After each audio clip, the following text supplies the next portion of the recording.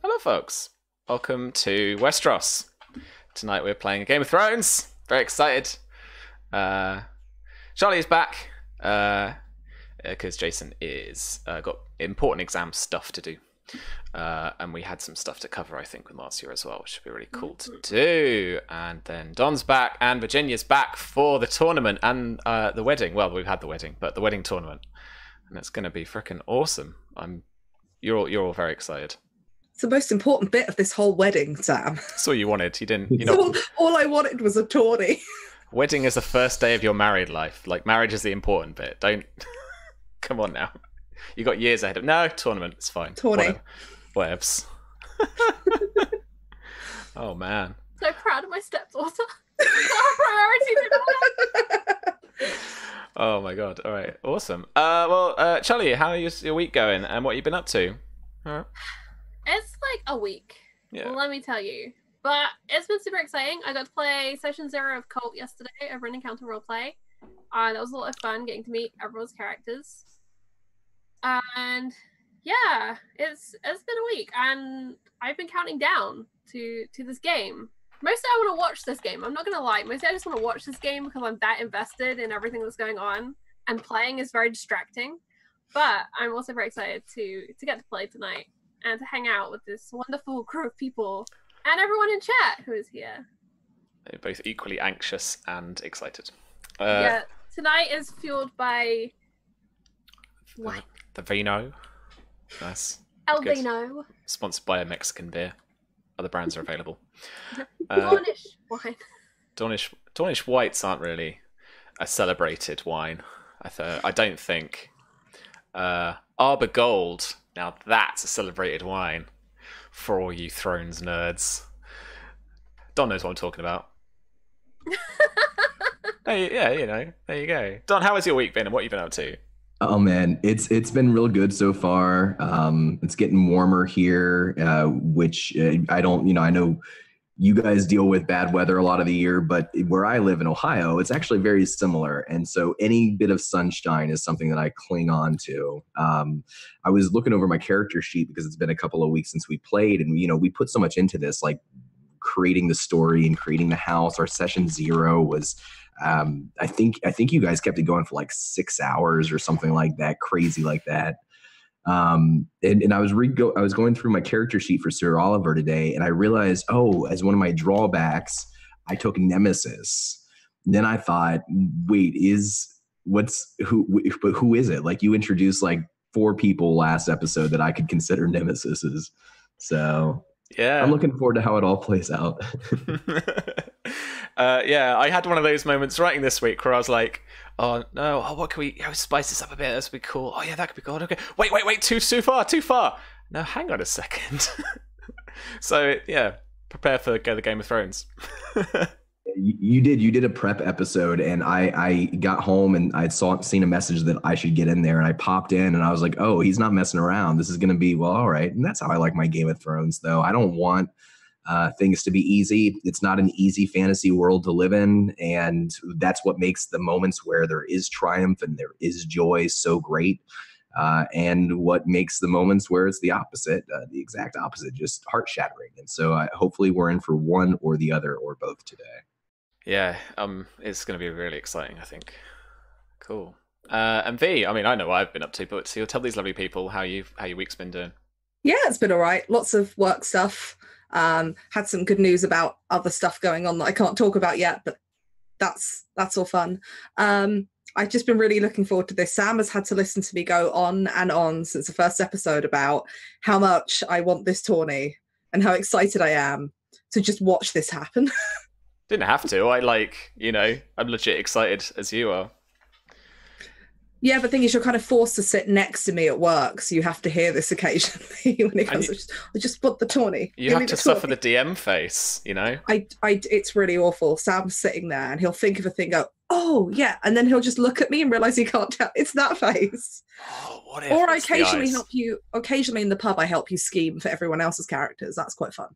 Betrayer.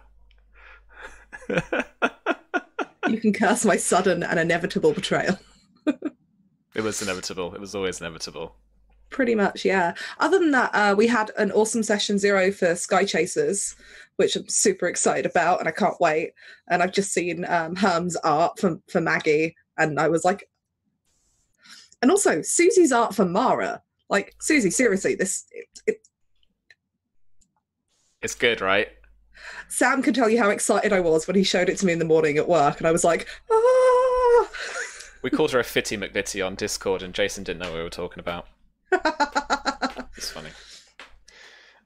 Cool, yeah. Well, that Sunday was a busy day for me. I had, well, for us as two, actually. We had spy game testing in the afternoon at UK time, and then we did that Sky Chasers session 0, where I discovered that my character is a bit of a backwards, bigoted dad who doesn't let his son dance. Have you heard about Billy Elliot? Have you heard about this, Don, from your missus? No. Poor Bobby Jr. Bobby Jr. No. She was supposed to keep it all for me, but so I didn't hear that part. Fair, yeah. I can't even remember his name now. I'm playing a old fighter ace from World War II. You're playing Robert Dabrowski. That's him.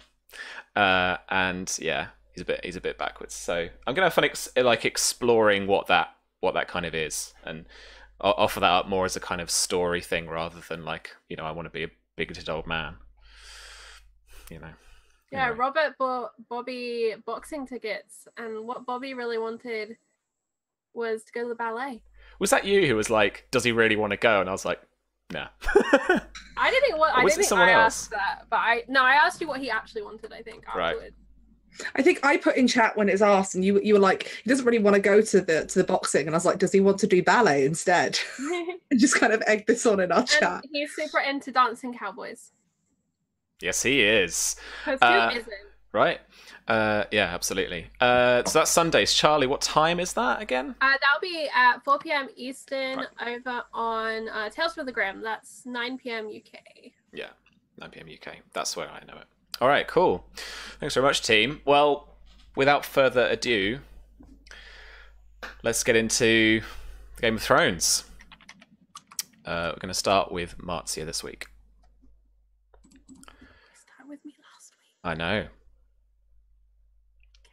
Marzia, you are in the Godswood come dusk, and you sit on a bench just opposite the weirwood tree,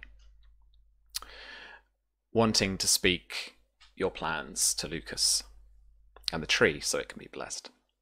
The tree this evening looks a lot more sullen and sorrowful than it did in the kind of shocked, scary expression of last time you were here. What is it that Marzia desperately wants to try and put into words for herself mainly, I think, but for Lucas and for the tree? I think Marzia has been sat here for a while, half speaking the thoughts in her head already, trying to go through what Babelbrook told her, or rambled to himself rather, earlier about the line of succession and the position of the house. And she's begun talking through how she could present her case to the men of the house, to the loyal soldiers, devoted scouts, men who work the land, the farmers, the miners, the men of the forge as well. And she's reached a point where she thinks she knows how she's going to address them, but she has a doubt in her mind because in order to convince them, she knows that she's got to have someone agree with her that she has the right to be Lady Greenmont still.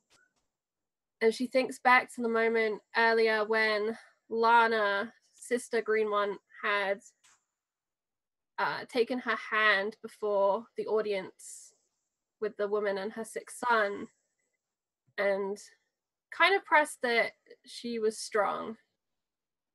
And she's kind of glad at that thought. And she considers also how Babelbrook had gone when she'd asked him to inspect the farm and see if he could find the raiders, the Dornish raiders that had encroached and caused so much damage.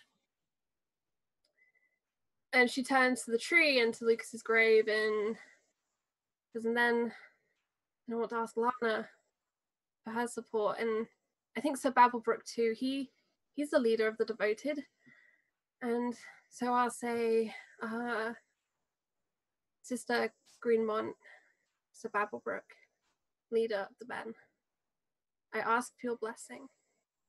And then I'm thinking that the table in the hall I'll fill with food, and we can say it's a celebration as much as it is a sad time, a celebration for Mara and her wedding, and a celebration of Simon's success as a maester, and also a preparation for Myria, who we will bring home. You hear a distant screech of a bird above the godswood, and as you look up, slowly dark wings bat against the ever darkening evening sky, and rests on top of the godswood tree sits a vulture.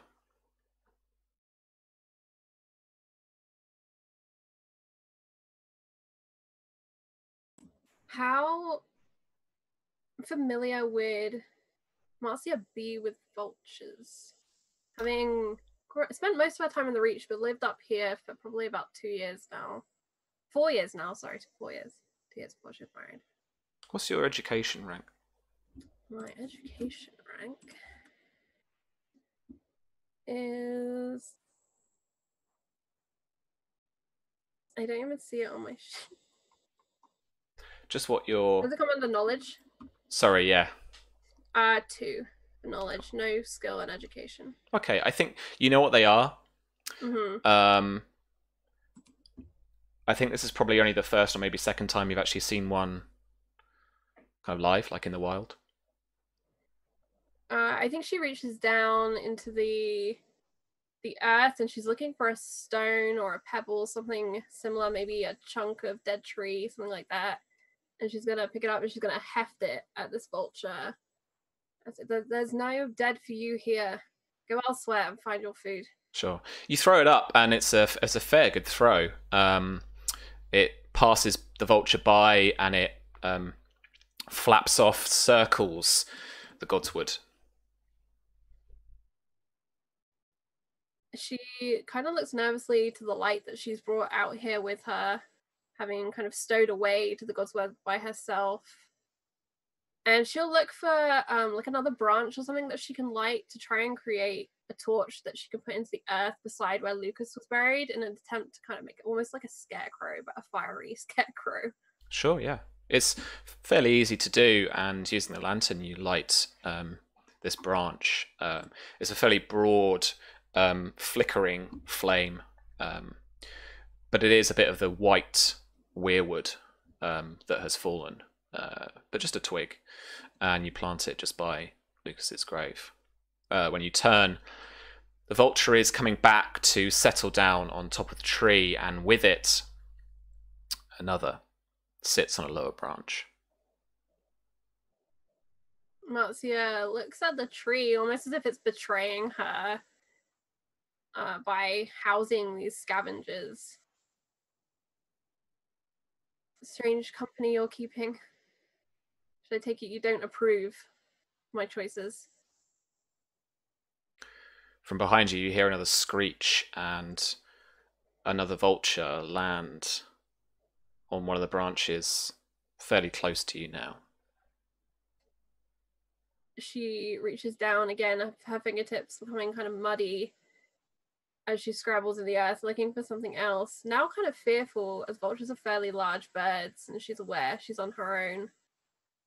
Salistria not currently with her, and unsure of actually where the shadow cat is.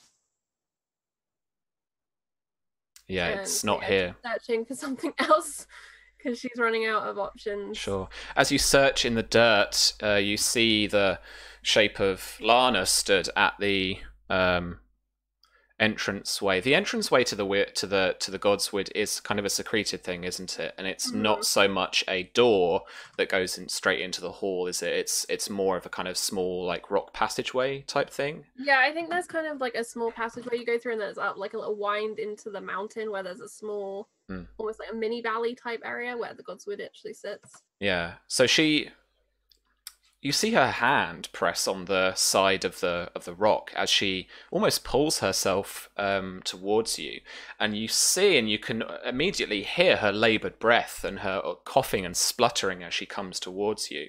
And she's like, Marzia, Marzia.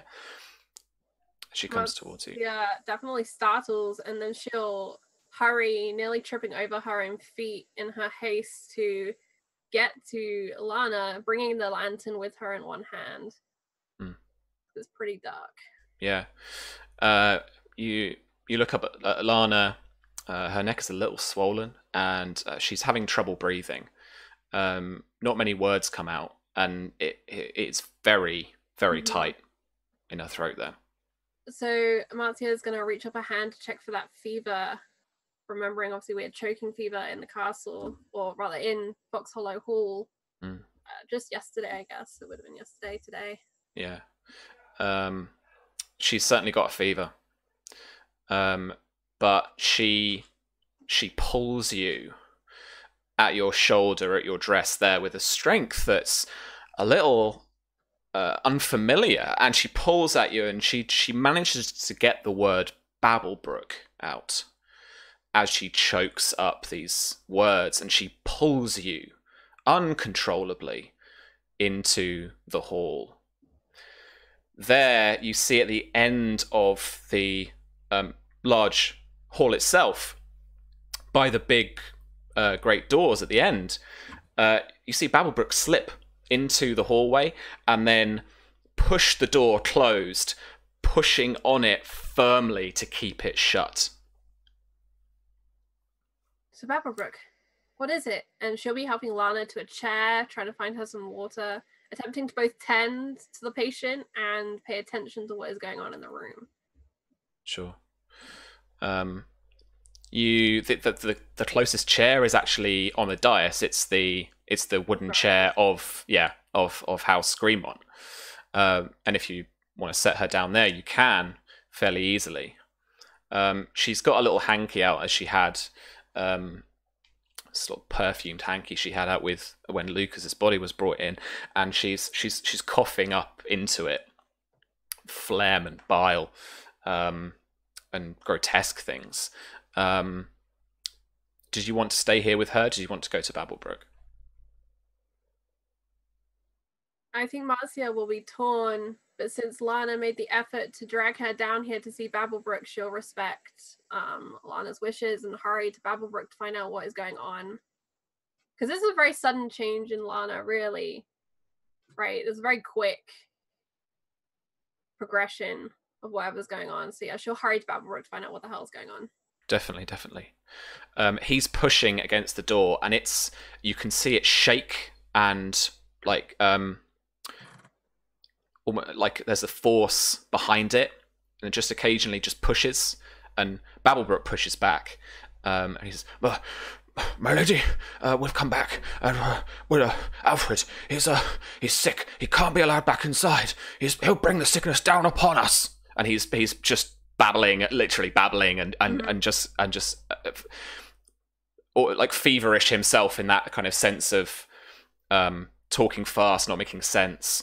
But that is the essence of his what he conveys to you. What do you mean he's sick? How can he be so sick? And she's gonna move, and is there like a window that she can see out of to see like? No, these are wooden stud doors. Yeah. Mm-hmm. And she'll look back at Lana. How did Lana come in contact with Alfred? I don't understand what is happening here, Babblebrook. My lady, and there's a shudder at the door, and he jumps back a bit, but he pushes back on the door, and it's more violent, and this door is shaking harder and harder. And Marzia's going to call at the top of her lungs for anyone in the house to get in this room right now to help her move the table against the door. As you scream, the doors are flung open. An entire kettle of vultures, that's a huge swarm of them, start flooding into the hall, flying at you, scratching at you, clawing at your skin and your face, pecking at you, descending on Babblebrook, descending on Lana. And Marzia is going to snatch from the table the candlestick holder as like the best thing close to a weapon she can find. And you're in your bed holding a candlestick. And the light of the morning is coming in through the open window. And her heart's still racing and all of that adrenaline still just pumping around her body. I think she just drops the candlestick on the ground and she looks again at her hand as if it was some part of this dream and the betrayal of what was going on, and trying to understand, because it felt so real to her. It felt she was in the Godswood. She was going to do that, and Lana and the disease, and she'll look around the room, and is the room as she would expect it to be, Absolutely. aside from the candlestick on the floor. Yeah. She'll swing her legs around and kind of sit on the edge of the bed, hands on her knees, just trying to calm herself down, trying to convince herself it was only a dream, because some part of her isn't so convinced.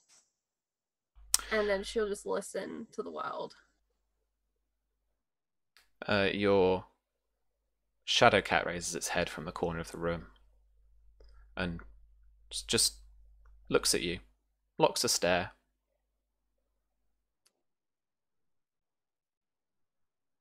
And she clicks her tongue and kind of tries to cool it to her with a kind of a, come on.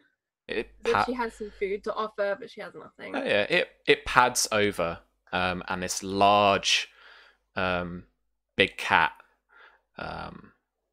comes and nuzzles at your lap, nuzzles at your hand. Bad dreams for you too. And she kind of strokes the velvety ears and between them on the head, kind of soothing herself as much as perhaps soothing any trauma the cat's gone through. Yeah, absolutely. Large kind of pantherous cat for anyone trying to picture this. Yeah, kind of a lynx with darker fur. Dark lynx, yeah.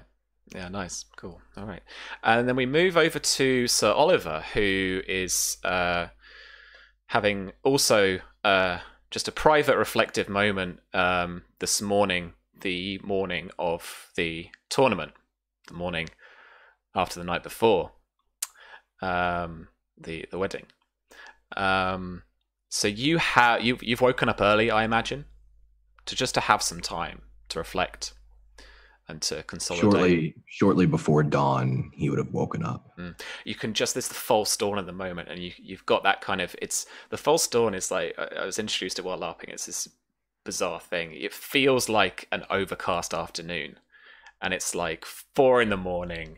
The sun hasn't quite actually risen yet, but there's enough of it kind of coming across the atmosphere of the globe that you're getting some light. So you've already got some light outside. The sun itself hasn't risen yet. He's sitting in his corners, looking through the open window there at this false dawn. Is there any sound of people up and about, or is it silent? Is it quiet right now? You can hear the wooden mallet on fence post of the people who are putting together the tournament. They're just making their last minute preparations this morning, making sure the ground is good. You can see that they are working in a little rain shower, what we call a drizzle in the UK, or muzzling, when it's that really fine rain that my mum would say would soak you through. And yeah, so they are working to that. And whilst it was a brilliant day yesterday, the ground is still outside looks soft, and you just know this in your bones. This is going to be kind of hard going for horses today. He's well past his prime now, in his mid-50s, towards the end of his life. He wasn't going to fight in the tournament, but pride, maybe something got the better of him when his younger brother, challenged him. He's sitting now at his desk, and there's a single candle light illuminating his face. He takes a quill and dips it into a jar of ink And then he sets the quill down and kind of listens for a few moments to the sound of the rain, to the sound of them setting up the tournament. And he will reach over to the other side of his desk and pick up a small box made of mahogany wood. And he sort of looks down at the box and he turns it over in his hands. And on the underside of the box is an indent with a key. It's pressed into the indent, and two letters that have been carved with maybe a knife or some sharp instrument, the letter L and the letter O. And he takes the key and he turns it, and he turns it again, and he turns it again. And then he places the box back up on top of the desk and kind of stares at it for a moment. He's wringing his hands. And then he opens it. And when he does, there's a tinkling of mechanical, tinny festival music. And inside, two painted figurines, two knights riding side by side on horseback, one in black armor and one in white armor. And they just slowly rotate in a circle. And he watches them rotate for a minute, and he taps his fingers to his wrist in the rhythm of the music, takes a deep breath, picks up the quill, and begins to write a letter that he intends to send via Raven. Once complete, the Maester is going to be only just getting up, but you can certainly make your way up to the Maester's Tower here at Old Oak, and get the letter delivered. Just the one letter. Just one letter. Cool. And you don't want me to read the letter now? No. Okay, perfect. Okay, so I do want you to make a test, though, to send it on its way. Right. I have to convince the birds, right? Is this animal handling? Yeah. Okay. Would you just? I think this is okay for us, and just to remind me, so I'm definitely sure. Just the destination of this letter. Yeah. So this letter is addressed to Sir Alfred. It is being sent to Fox Hollow, and it is noted on the letter that it should be read in private as a personal matter purely. Cool. And animal handling. Let me just find my little how many you need.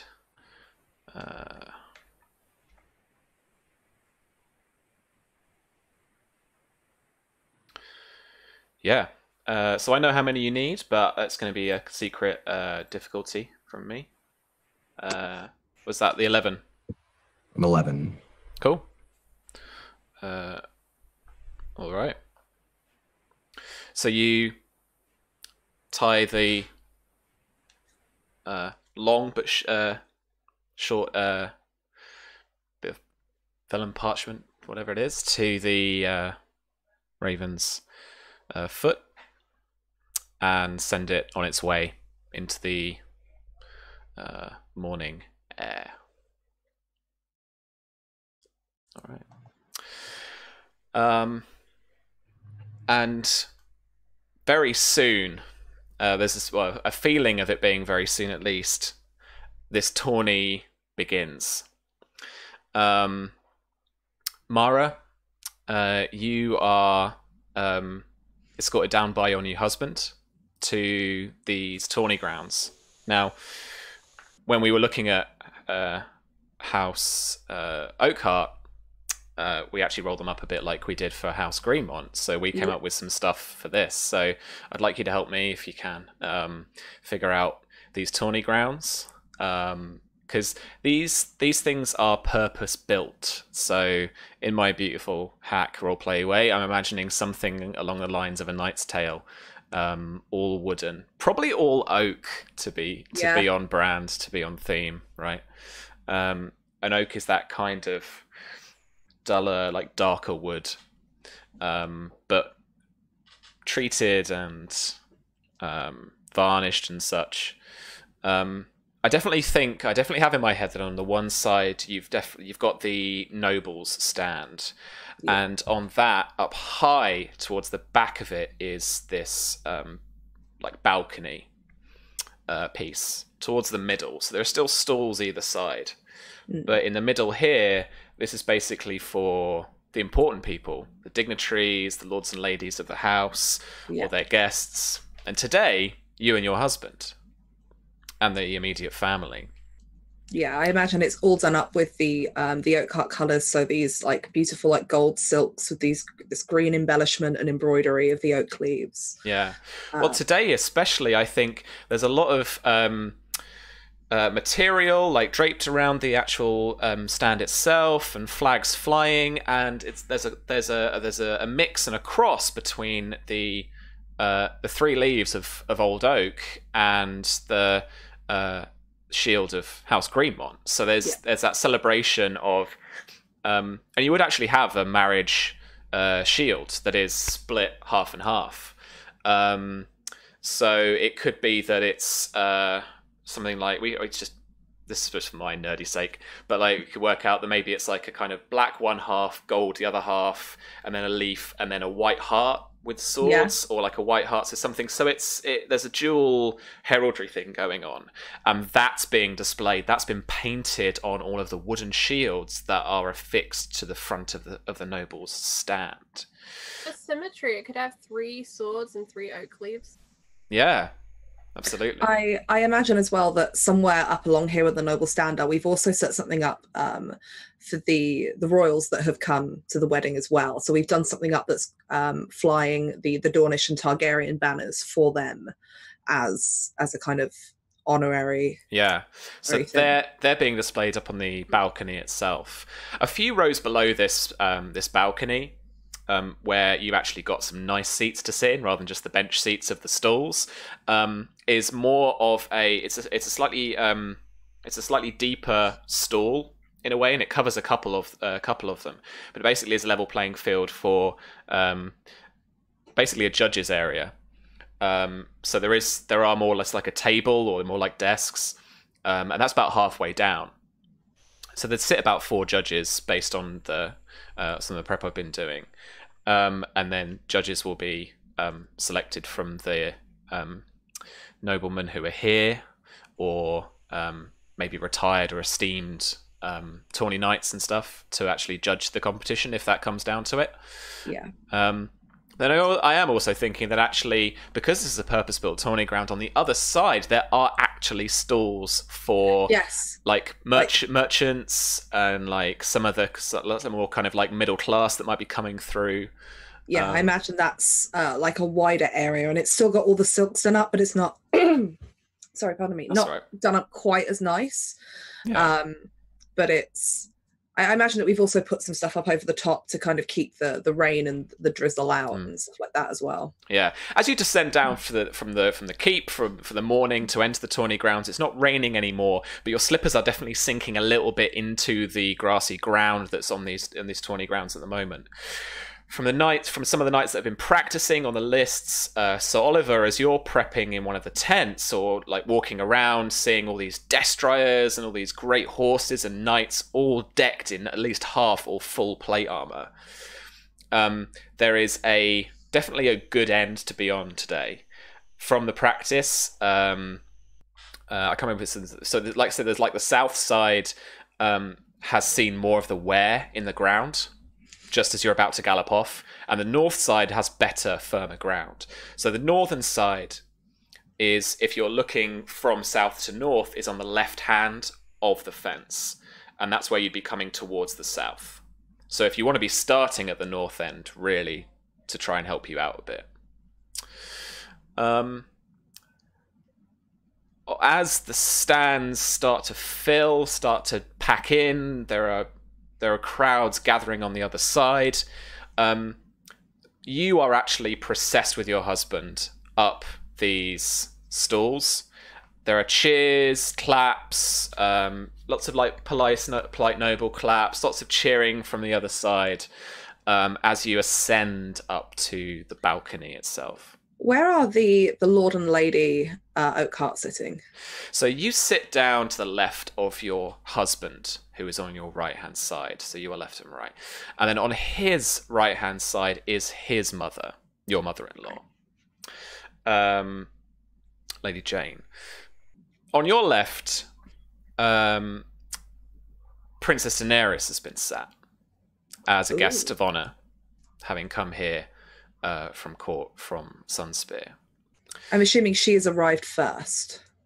Yeah, so she is seated as you come up and take your seats as the kind of lord and lady of this tournament.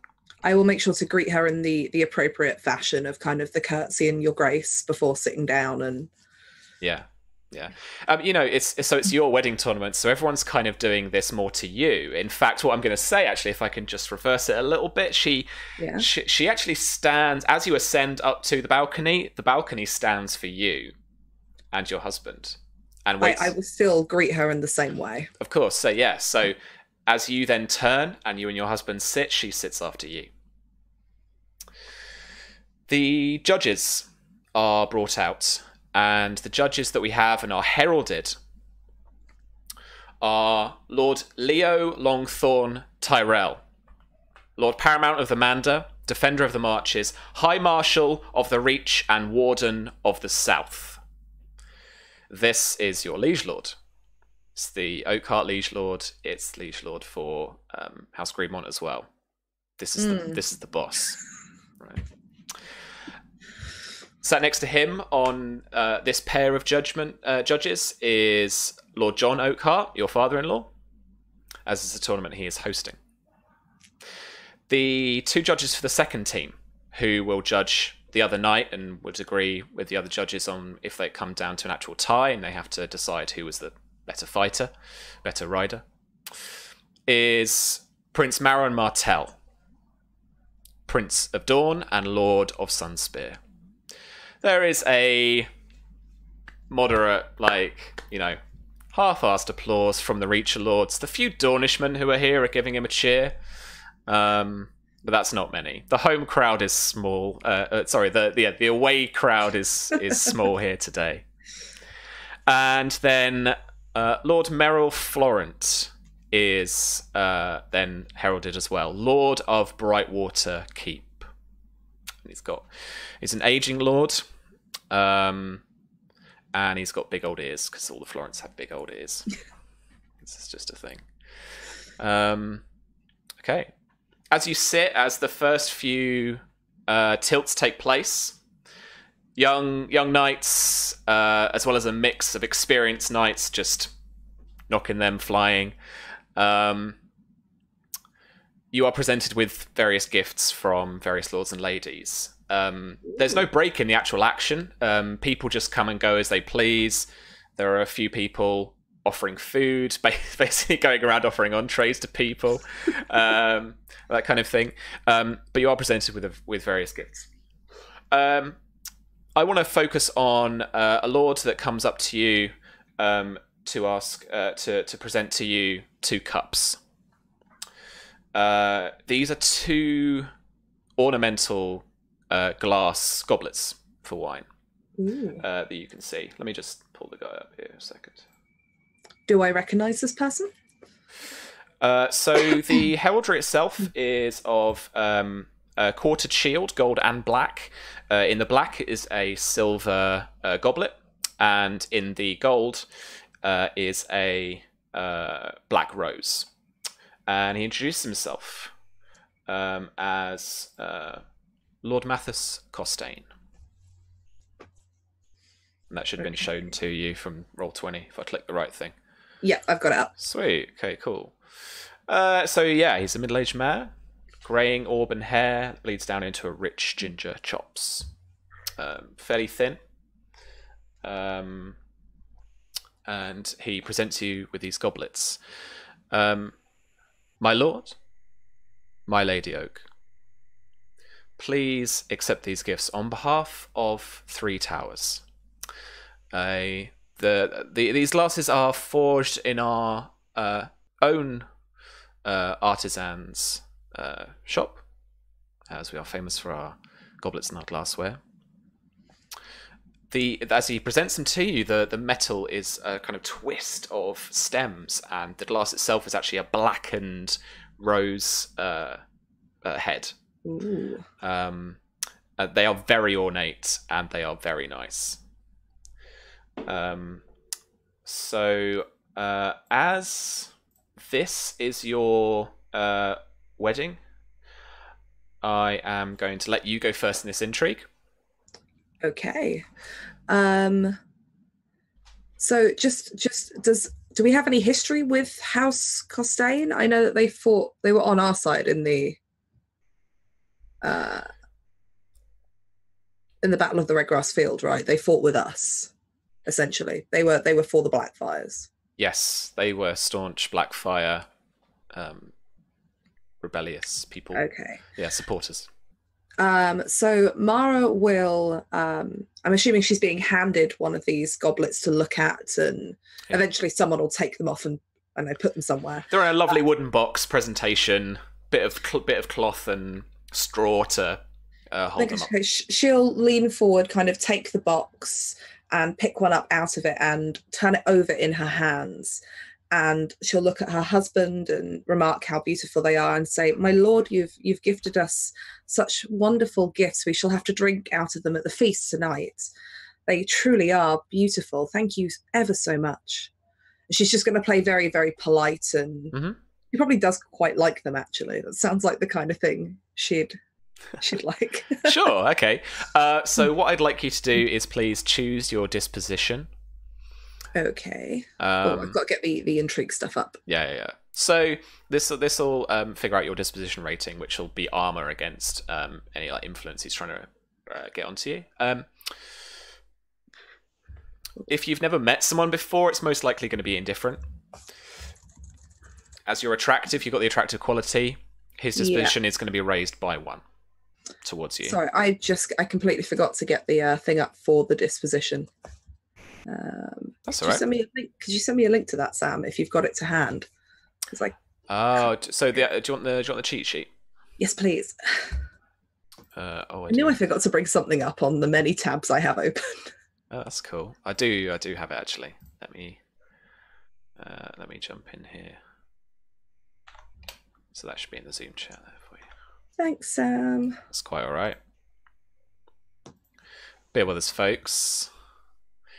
Just got to figure out our dispositions. Cool. Don't tell me. We play this game behind closed doors. No, what? That was weird. I know what I mean. We know what you mean. There are some cool secret elements to this game, and I enjoy that. I said this last week when you said about oh yeah, Greenmont fucking Mara. Look, what's the most beautiful slip of the tongue? Look, it's Thursday and it's been a week. All right, don't come for me. I also have Adept Negotiator, so if my disposition is hidden, there's no penalty on persuasion tests with starting disposition. I'm just going to remind you of that, so I've reminded me of that, because I'll forget. Yeah, cool. Okay, so what happens is with your disposition rating is that you apply that modifier based on your disposition to them, not the other way around. I always got that wrong. So you don't have to tell me anything. Just remember to apply the modifiers when you do stuff later. I just add that to whatever I roll. Yeah. So if you really love someone, you're persuading them, you'll get a bonus.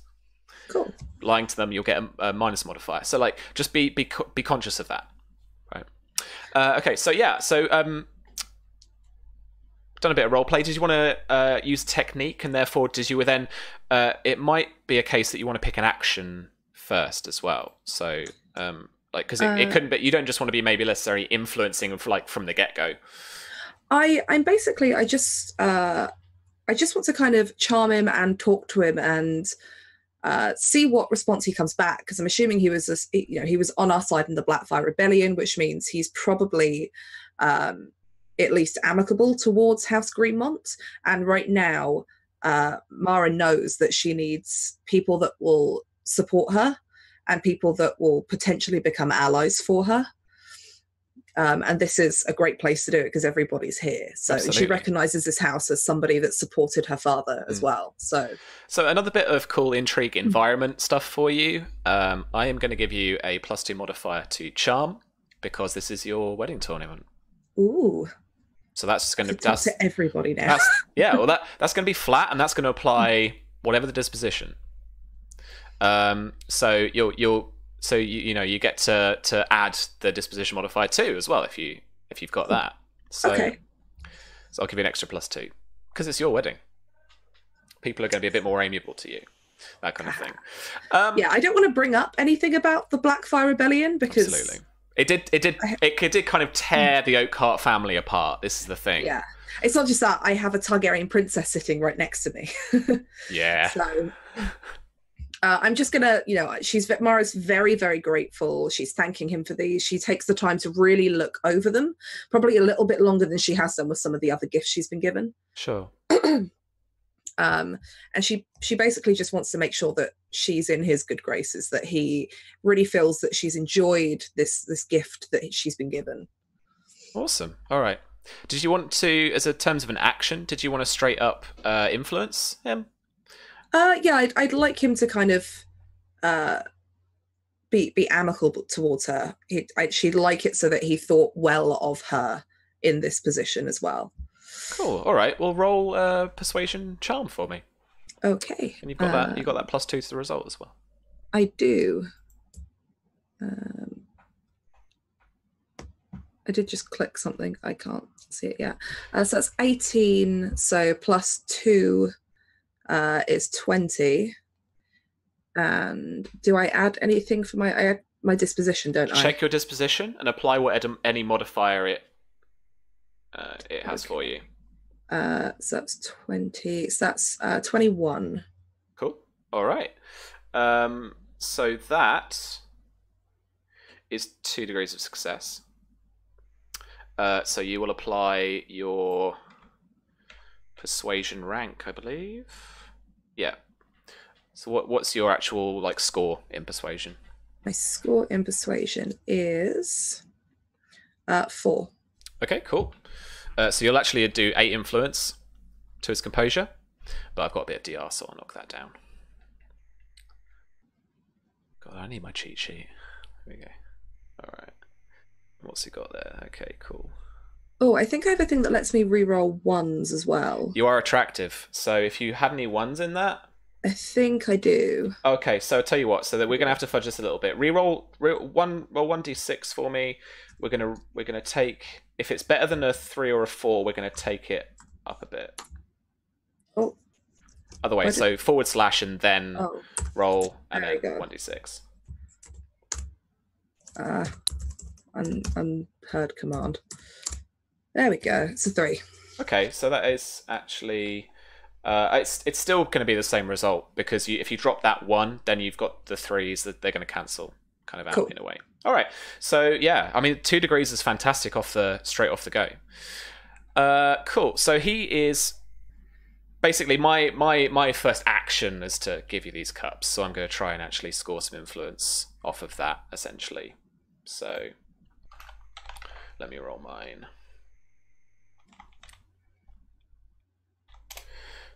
Oh, come on.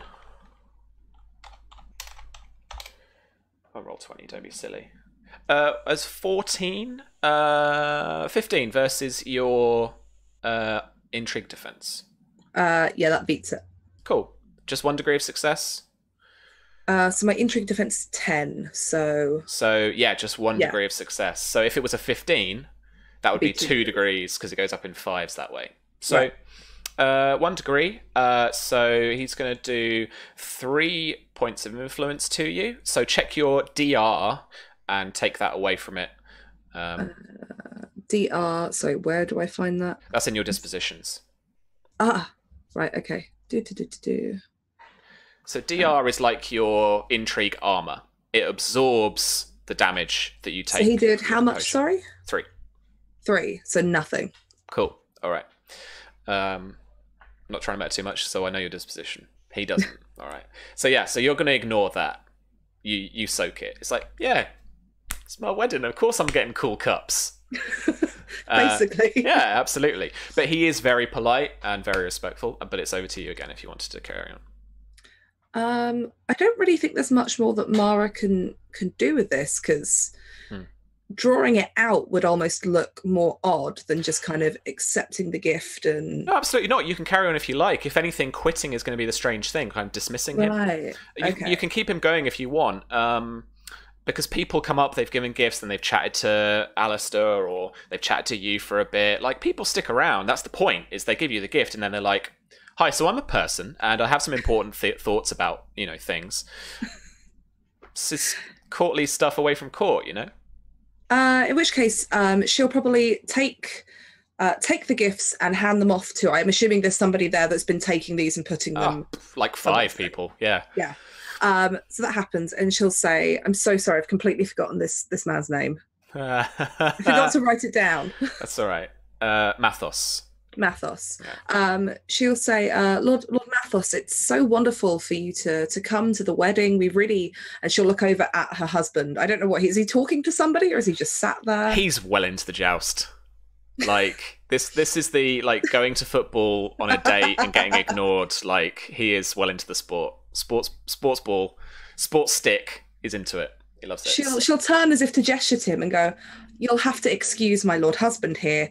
He does seem to like his jousting. I, for one, have never quite managed to get the hang of the rules myself. But then again, I don't have to ride on horseback to do it myself. So, what brings you down from Hightower other than the wedding? Was it just this, or have you got business here in Old Oak?" I don't mean to alarm you in any way, my lady, but this is the highlight of the beginning of the season. It's the first tournament we've had since the winter, and a little precursor to what I imagine Lord Leo will do to invite everyone to court at Highgarden very shortly. I imagine that you, Lord John, would want your husband and yourself to attend, to learn the court's intricacies and all its goings on. Oh, absolutely. I look forward to it. I mean, all of the fanfare, it's wonderful. All of the knights done up and the horses done up. It really is something wonderful to watch. So I look forward to the season starting. We didn't really have many tournaments back up at Fox Hollow. Not Didn't much really have space the ground for it. Not much space for it, I imagine, yes. There's an awkward pause, and you get to roll your. Well, what technique do you want to use? So, she's still just trying to charm him and just kind of play up that kind of like, this is so wonderful you're here, and I'm, she's enjoying the conversation, talking to somebody that she doesn't have to feel as awkward around as some of the Oak Hearts or some of the Dornish that she's probably had to sit and talk to. Do you genuinely want to garnish a friendship with him? She does at this point, yeah. So that's persuasion. Okay. Rather than deception. Like if you weren't really, if you're just being polite, or if you wanted to get him on side but you weren't really his friend, like that would be deception. But this is straight up persuasion. Yeah. So am I able to use charm on this? Yeah, this is it. This is exactly what charm is used for. So did it roll? It didn't roll. I did click it. So it's a 19, and then +2 is 21, and then 21s. No, you're good for ones. And then 19, so it's 22. Okay. In total, is that, and then plus the persuasion. Yeah. Thing, right? So 26. Okay, so that's a lot of degrees. I can do math. So that's 3 degrees of success, and that is, I think, the most degrees you can get. So you have won this intrigue. So he explains, like, yeah, I've never been one for horseback myself. Unfortunately, that was my late brother, and explains he had an older brother. And then basically you watch a little bit. Another knight gets completely thrown off of his horse by a more experienced tourney knight, and by charming him, consequences of defeat. Simple act of cultivating friendship and alliances. When you defeat an opponent using charm, you improve the target's disposition by 1 step. The target's improved disposition lasts until circumstances would worsen their disposition, such as betrayal or inciting a rival against them. In addition, write this down, you gain +1 dice on all deception and persuasion tests during your next intrigue against this person.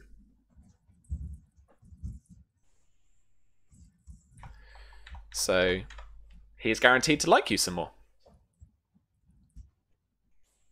Okay. Am I able to, from this, like, get a read on why he seemed so keen to stay and talk? I mean, you mentioned it earlier. This is a kind of a Blackfyre connection. Okay. Is that what I get the feeling is, that because she knows that house that is? Yeah, he came to you, not Alistair. So, yeah. Okay.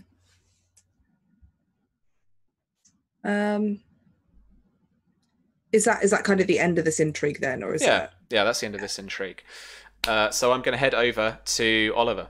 So Sir Oliver, it is now your time. He is heralded to appear on the south side, and on the north, you see in the distance, Sir Oliver, a young, strapping, yet to be named NPC, eager tawny knight, in red and like a black trim. No particular noble heraldry that you can see. Just a plain red shield, painted on, or actually a cloth kind of covered over onto plain wood. But you can see from his helmet and from the pauldrons that you can see that are coming out from this tabard is kind of like a bashed up, like characterful bit of armor, in the half plate that he's wearing. Let me go through. So you've got Red Rob as well to squire for you. I thought that'd be quite cool. So he's back in the scene, and has a whole array of tawny lances ready for you to break on the shields of your opponents. To get through this means that you're a step closer to getting towards fighting your brother. Anything particular you're doing in preparation for this, apart from the usual? He's very isolated this morning. He checks on Mara several times between bouts. He watches the crowd, makes note of just how bad the southern side of the grounds are. Trying basically to get ahead and formulate a plan if he's caught on the south side, how he wants to approach riding. He's ridden in war. He's ridden down men with a real lance before in much muddier weather than this. So he's very, very familiar with the situation. He's sitting there on top of his horseback. He's got a Dornish war horse. It's a sand steed, which is very rare for this area.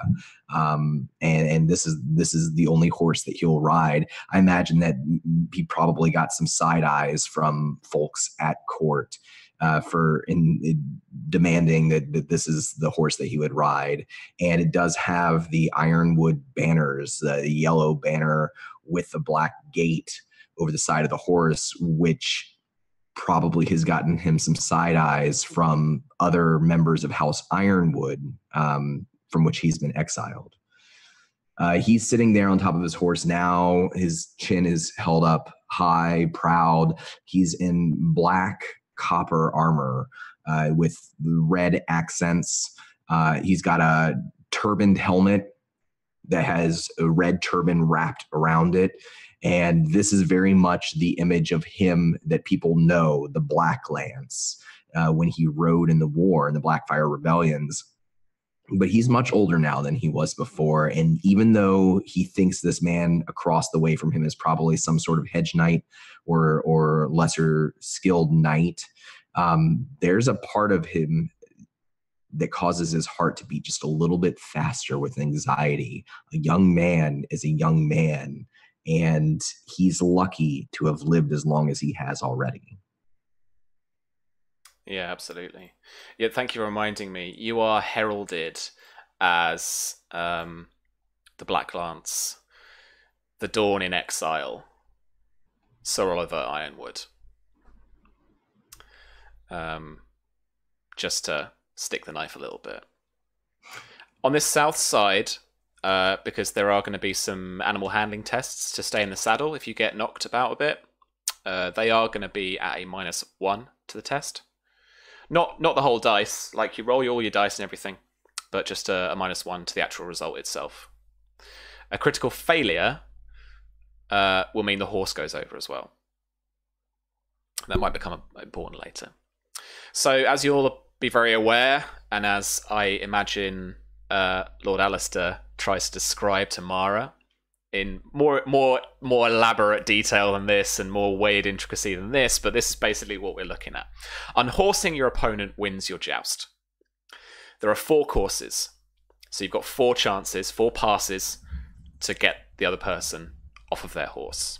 You've got to aim for a shield that sometimes, depending on the Reacher Knights, have it strapped to an arm. The Dornish Knights, like yourself, sometimes actually have just the round shield, and actually, rather than strapped to the kind of arm and upper arm and elbow, you actually have it like a shield across the front of your forearm. If no one's unhorsed after 4 passes, then we look to how many lances got broken off off each other's shields. So the lances break ties. If there's still a tie, we're going to go down to the judges. So the judges are going to see who the better rider was, who the better knight was, and the judges, as I described, for the first team, for the south side, this is your team for this bout, is Leo Tyrell and Lord Oakhart, Lord John Oakhart. On the second team, for the young knight, the young hedge knight with the battered up armor, is Marin Martell and Lord Merrill Florent. Okay, so there's a fair amount of numberiness to this, so bear with us, guys. But once I get the PDF bit up for Joust particularly, did I go way past it? Yes, I did. There we go. All right, so we are going to roll a fighting test simultaneously. So yeah, we're not going to have any initiative or anything like that. A failure means that you break the lance. I'm actually going to make so because that's actually that's weird. So actually, failure, I'm going to make you hit the shield, but the lance doesn't break. Because the breaks are quite important actually in terms of the more elaborate rules here in the Reach. 1 degree of success, and this is against their passive ride. So what you're going to do is your passive ride is going to be your passive animal handling, so whatever your skill rank is in animal handling, times 4, and if you've got any bonus dice in ride, you're going to add that number to that too. So if you've got a bonus dice of like 1 bonus dice in ride, you're going to add 1 to your passive animal handling, and that's going to be your passive ride. 1 degree of success, you smash your lance on your opponent's shield. They take damage as normal and must succeed on a challenging 9 animal handling test to stay in the saddle. If they don't, they fall off, you win. 2 degrees, it's the same, and they need a 12 to stay on the horse.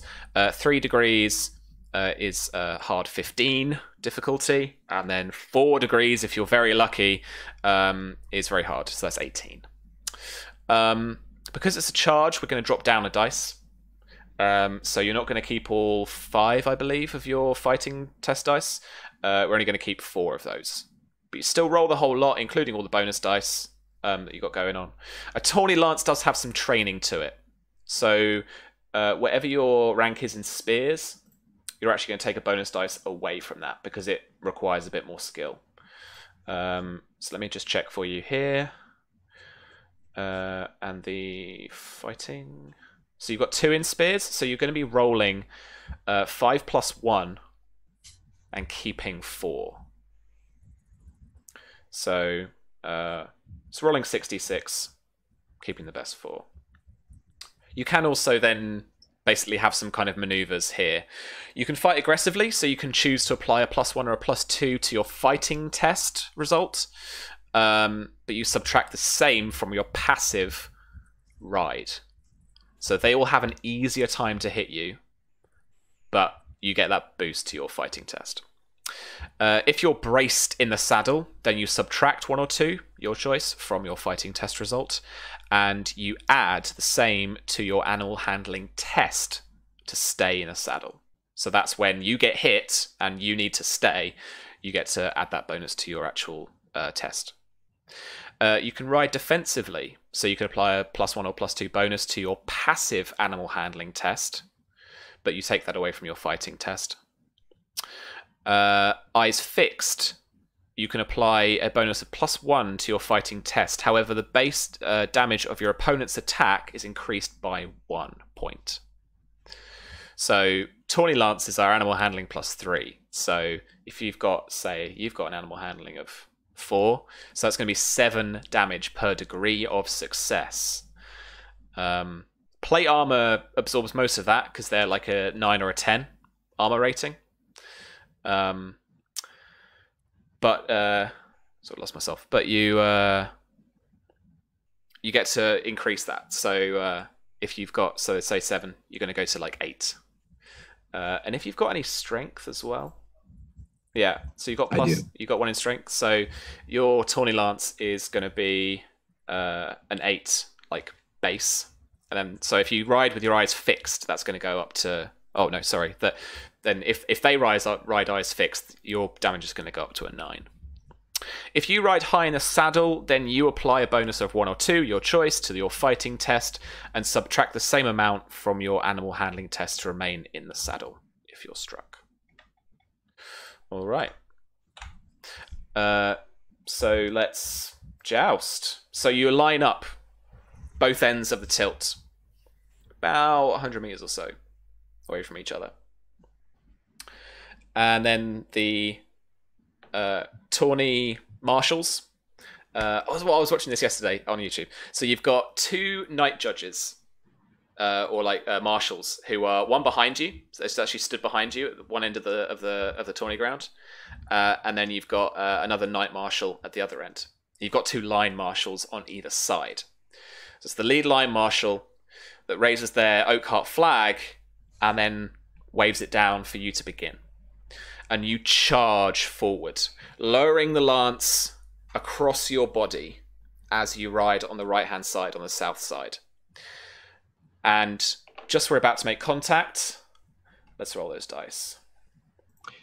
So as he starts riding, Sir Oliver, just the moment before, looks up to the stands to where he knows Mara's sitting. And he flashes big, bright smile at her.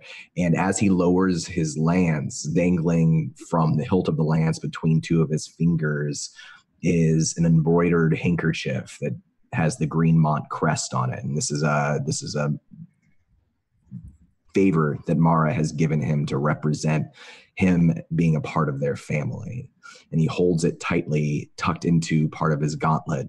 And then he looks down this younger man, and as he starts with a whip, he is going to push his body forward, take his right hand that has the shield on it, and lean closer to the neck of the horse so that as he comes in tight, he's bracing himself, and he's going to use the braced position. Cool. Okay. You can see this young knight really working his horse, and he's riding very strong, very aggressively. So I'm going to take the aggressive. So you can apply your +1, +2. Right. Let's simultaneously roll. Let's see how the dice land. Okay, so versus passive. Did I do that right? No. So you've rolled. I'm supposed to roll 6 and keep 4. Yeah. Roll all 6 and keep 4. Okay. So 66, keep 4. Let's do that again.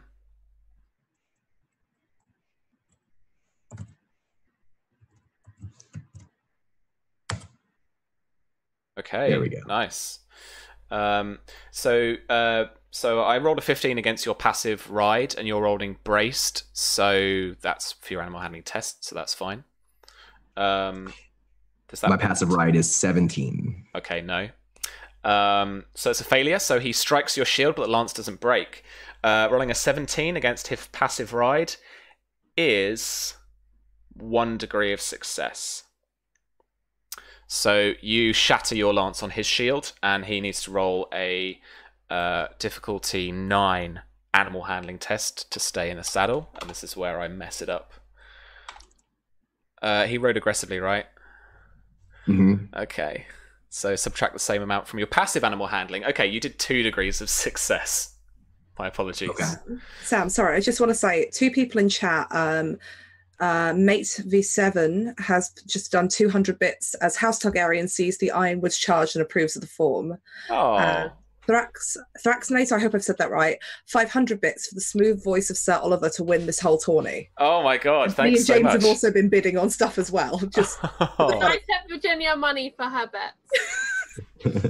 Thanks so much, guys. It's not really planned or anything, but like, we just started affiliate on like Saturday, so I'm a bit new to it right now. But my plan is for any little donations, anything like this, I'm not going to try and monetize it straight up and do like, yeah, like donate this for like bonus dice and donate this for like Destiny points and cool stuff. I'm not gonna do that. Just like we might come to that later on down the line, but not right now. But what I am gonna do is anything you do donate, anything we then get in, I'm gonna share around with the cast, because it's, you know, I want to profit share this, because we're having an amazing time, but we're also like taking up evenings and stuff and being like on video too. So thank you so much for any donations. Like, I've 4 subscribers and stuff too. This is like, I didn't mean to interrupt, Sam. Sorry, it's just because I know you can't see the Twitch chat all of the time, so you can't see it going on. No, I'm not paying attention. I'm sorry. I got a book and I got to jousting, because I'm liking the joust. Okay, right. Okay. That's 2 degrees of success for Sir Oliver. 2 degrees of success. Your base damage is 8, right? So that's 16 damage. 16 damage to his AR of 9. So 7. Okay. Right. Cool. I've recorded that. And that doesn't break on his shield. Does that mean it actually strikes his armor? 2 degrees strikes the opponent. Yeah. So the lance breaks on him, and I need to roll 3 dice. Oh no, 4 dice keep 3. Okay, he's still on the saddle. He managed, like, it strikes him. It's a huge blunt of force as this lance smashes around him, and you can see him. His lance itself goes flying, and that's part of why it doesn't actually strike on you. If it had been true, and if you just stayed going, he would have shattered it. But it glances off you as he almost drops it, and you can see him like be thrown back in his saddle as it's smashed against his actual armor. There's a big dent in the top right hand like breast of the armor now, where you've smacked him. There's a cheer goes up as he like stays in the saddle, but you've served him a big smack in the chest. Sir Oliver comes in. When he deflects the incoming lance, he does it with a bit of a strange form. He has a copper round shield, like many Dornishmen and Dornish knights use, and he hits the lance from the side. So he's not deflecting right on the point, but off to the side. He almost throws his aim off that way, and it kind of opens his opponent up to being counter-struck in that split second of a moment. And he looks back over his shoulder after he hits him, and he calls out. He's not sure if the knight, the younger man, can hear him over the din of the crowd, but he'll call out, "Sir, are you all right?" You don't hear anything, but he is moving, and his squire is helping him just like reaffirm his seating position. And you guys are quite far away, obviously, having kind of gone that way. So again, you're like 100 meters or so, kind of away from each other. You're now on the north side, so he's got that -1 to his animal handling test results for this one, but you're okay for this if you need to make them. We're now down to the second pass, so we need to roll again. How are you riding this time?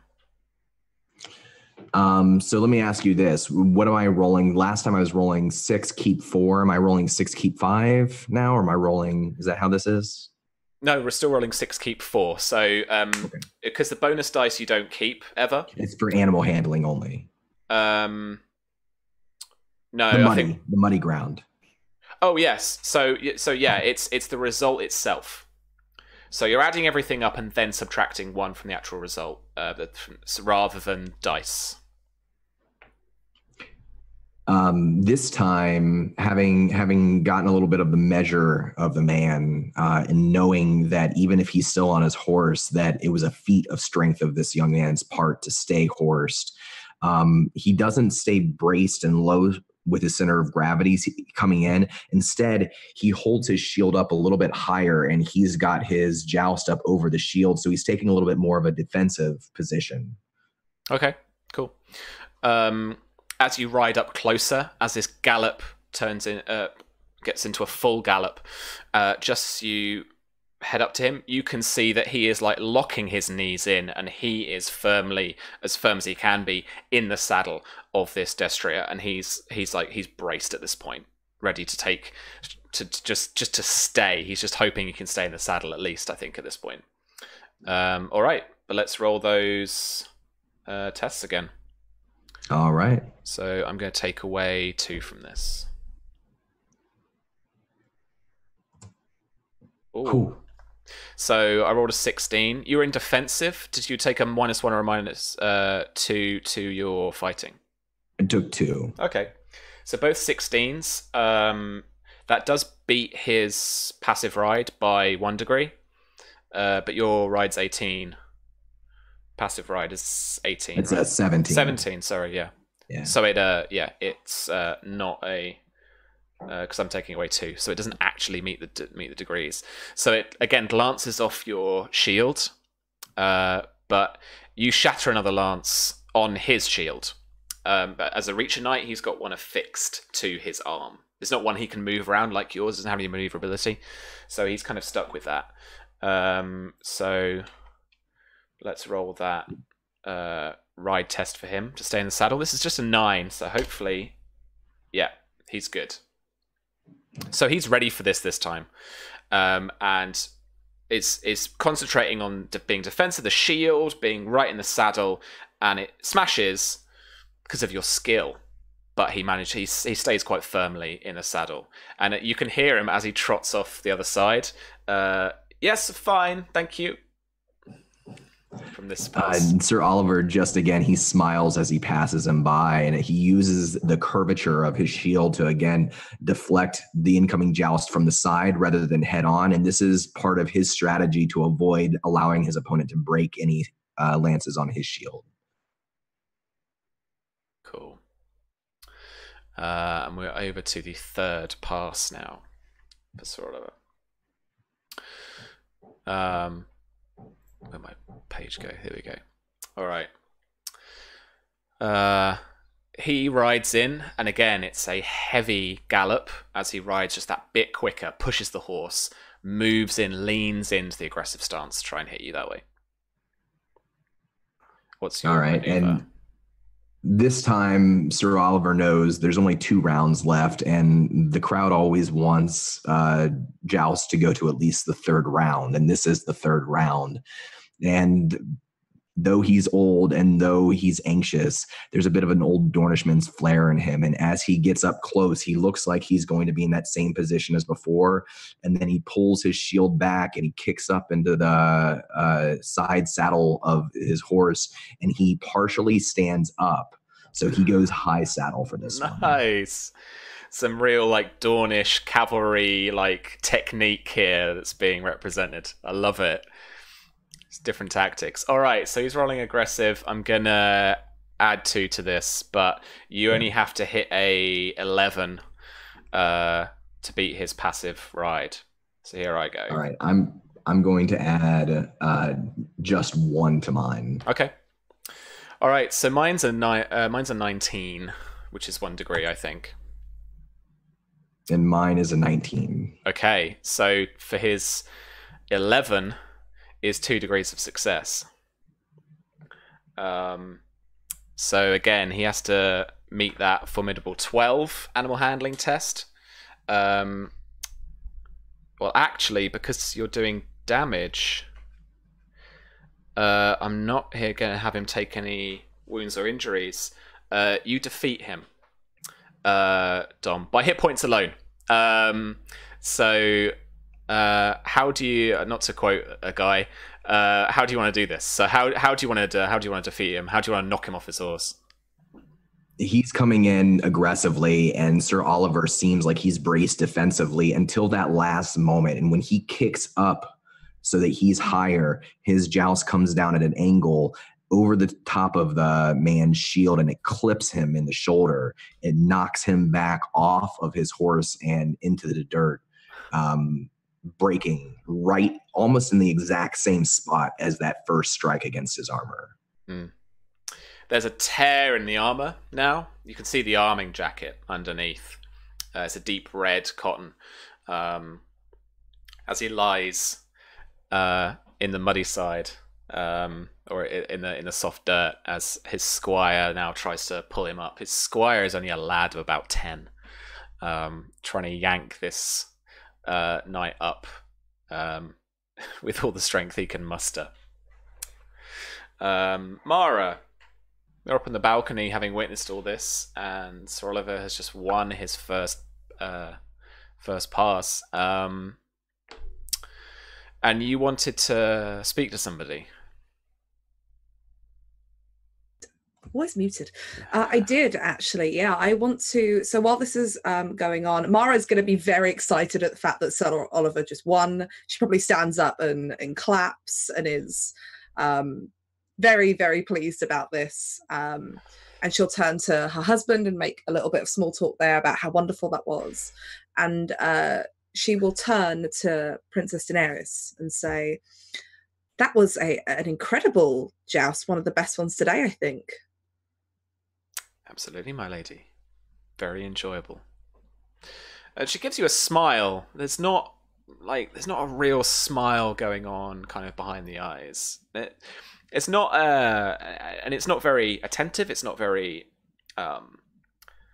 aggressive even. There's a slight dullness to her voice. Is that kind of like bored? Kind of. It's not quite bored. But there's not something that genuine about the smile and the enjoyment for her at the moment that you're getting. Is there like a table in the back of this tent that's got some drinks and stuff like that on that we could help ourselves to? Yeah, you could help yourselves. There are two guys stood either side of the wine barrel, like ready to take orders. I want to try and move her away from this, like from the crowd of people in front of us for a moment to try and talk to her. You could offer her some wine yourself. There's nothing stopping you. And I'll turn to her and say, "Your Grace, would you join me for some wine for a moment? There's something I'd like to speak to you about, if it's not too much trouble." I'd love some wine. And she follows you just the back of the balcony to the wine barrel. I guess you give the serving boys a look, and they like, "Oh, all right." They all know that look that people give them. That's like, bye. even though in Game of Thrones, people just seem to not care that servants are around. It's like they don't exist. Well, they're not real, so. I will take down two of the kind of goblets that we have, and I will pour hers first, and then pour my own. And I will say genuinely, sincerely, it's such an honor to have you present at our wedding. I thank you so much for attending. This is a bit of a delicate matter, as I'm sure you perhaps might know. My father has unfortunately just passed before he could be here to walk me down the aisle. I had heard. It's very confusing, such sadness and joy all in such a short space of time. But I am incredibly concerned for my sister. She is being so graciously warded at Summerhall with your family, which is a wonderful opportunity for her. I'm just so concerned. She's so young, and having just lost her father, she hasn't seen me in years. I would very much like to visit her if that would be at all possible, but I'm not sure who would be best to go through for that. I mean, ideally, I would love to eventually, bring her home here with me, at least for some time. She's just so young. I don't think she understands what's going on. Okay. So yeah, I'll let you go first as well. Again, as your wedding, you got that +2 to charm if you want to use it at some point. From that, but yeah. She's entirely sincere in all of this. She is genuinely worried about her sister, and is genuinely upset over her father's passing. The thought of her sister dealing with this alone and kind of missing her and missing her family. Sure. So I am trying to charm her. I'm trying to get her to almost feel a bit sorry for me and want to listen to this. Mm-hmm. So I want you to, Chris, before we properly start, just think of your disposition towards her. Bearing in mind you haven't met her much before, if ever, I don't think. Whether you feel it or not personally, you did act against her in the Blackfyre rebellion. But you are both attractive, so you're both going to get a boost to disposition. So whatever you pick is going to go up by 1, basically. Okay, so whatever I pick, just up it by 1. Mm-hmm. Okay. And then charm. So that is an 18.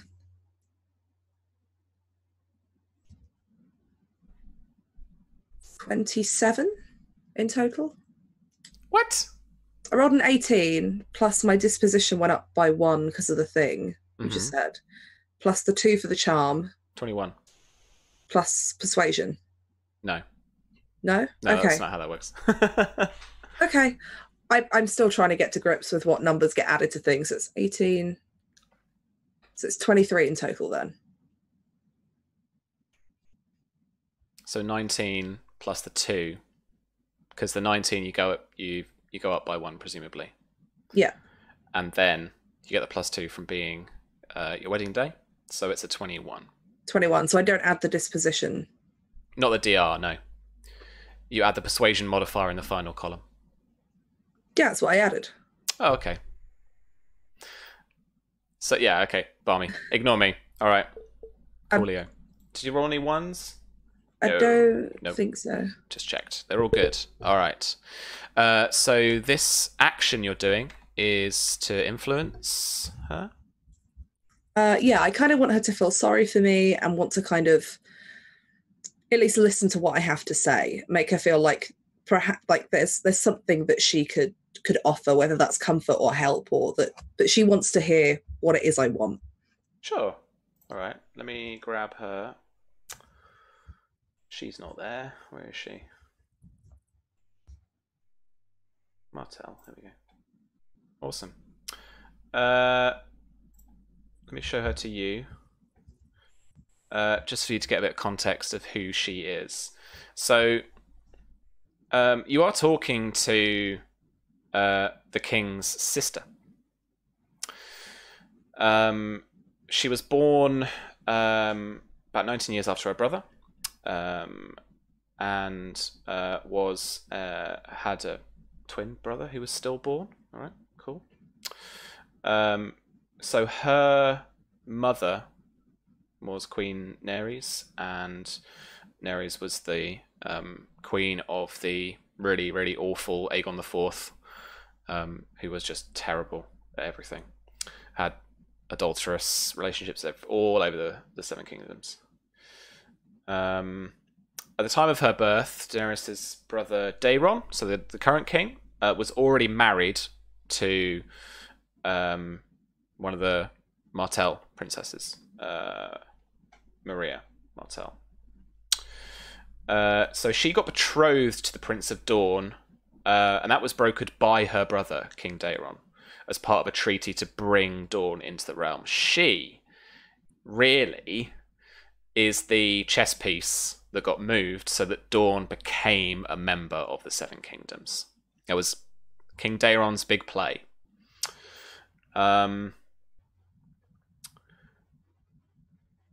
But it's said that Daenerys and Daemon Blackfyre were in love. And that is a rumour that has circulated across the realms. It's notable that Daemon didn't rebel for another 8 years after her wedding. And that Princess Daenerys is not recorded to have ever mourned the loss of her half-brother. And Daemon was married to Rohan of Tyrosh already by the time he rebelled too. So there's a lot of gossip surrounding them. And it's certainly one of those enduring things that history might record as a possible reason, even though it might not be true itself. But I provide you with that context. So, sister of the king and possible lover of Daemon Blackfyre.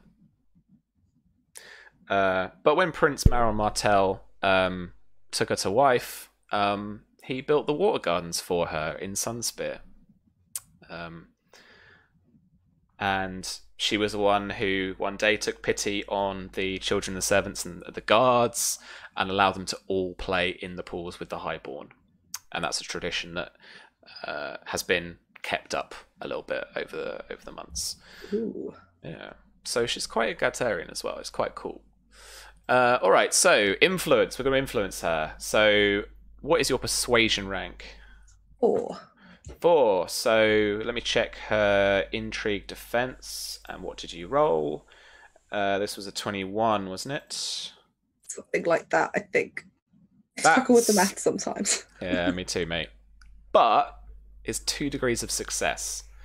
So that is a whole 8 of your composure damage, essentially. So I'm going to take this off her. Alrighty. Cool. So she's coming around to you. She's warming to you. There's a little bit more, not of a smile, but certainly of attentiveness and of being present with you.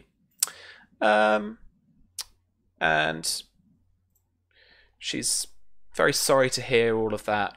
Obviously, she was very much aware of your father's death, and that it was very good of sort of her to take you into the Sept, to take his place.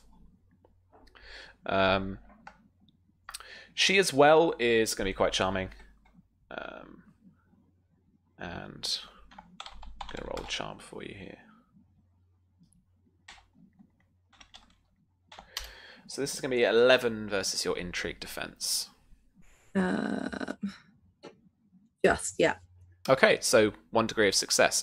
So she is going to apply 3 points of damage to your composure. Check your disposition.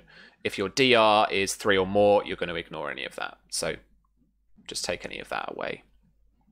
Is that including the disposition being stepped up from the beginning because of the starting disposition stuff? Yeah, so you picked a disposition. Yeah. I forced you up by 1, so that's where you're at the moment. Okay, so I take 1 point of composure damage then. Okay, cool. Fine. And it's back over to you. Have a little look at your other actions you can do as well. And it's worth having a read through these as well if you get a chance between jousts and stuff too. Because there's a fair amount you can do. Reading target is a great thing. We could read out a couple on air for people who aren't familiar in chat as well. So Yeah, sure, absolutely.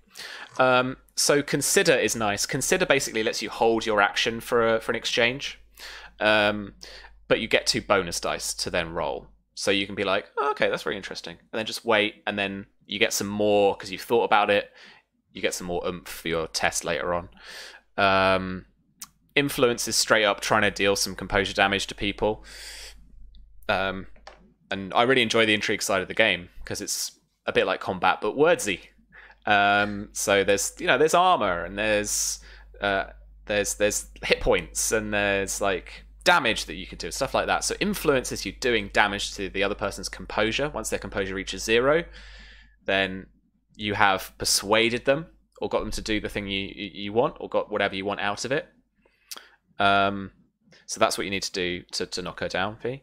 Manipulate's always fun. If you beat or equal your opponent's passive will result with a persuasion test, then you can decide what technique they use. So you can manipulate her to try and bargain with you, to try and taunt, to try and intimidate, like stuff like that. Like you can basically make her do certain techniques if you wanted to. Cool. You can heal as well. That's mollify. So you can literally try and be like, there, and then she gets more composure back. It's helpful if you've got more people in the same intrigue and you're like helping out allies and stuff.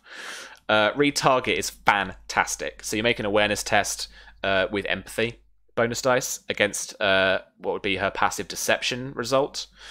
If you equal or beat that result, then you learn her current disposition, and you get +1 dice on all deception and persuasion tests for the rest of the intrigue. Cool. Okay, in that case, I might read target then.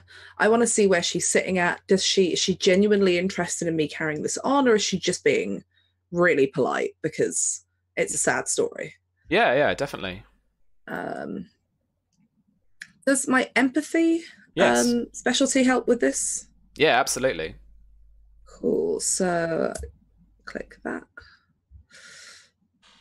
So I rolled 14. It's not going to be enough, I'm afraid. You don't. She is certainly hiding behind graces, and the breeding that she's been taught at court. It's very good. Like, she is a member of the royal family, so she's had this kind of etiquette literally her entire life. So she's not really putting a foot wrong here. Even down to matching, because you're the bride, you're the newlywed bride. Like, if you drink, she drinks after. She waits for you. Like, even matching down to those little bits. Wow. She stood all in the right place. She's good. She's I good. like her. Oh yeah, absolutely. All right.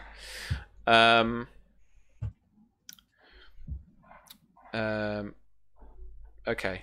I'm trying to think of roleplay. I'm really not in the right frame of mind for it tonight. I'm gonna try and mollify you. Let me just do it mechanically. So she's gonna try manipulate you a bit. So she's I imagine talking a bit around Summerhall. She's trying to prod and prick a little bit about where that is for you. Like, talk about your sister a little bit, or talk about her nephew Maekar, or like talk about the court there and the Dornishmen. Like, where's this at, kind of thing, to try and goad you into doing something particular. So this is to so I need to know your will times 4. Oh, my will times 4 is 12.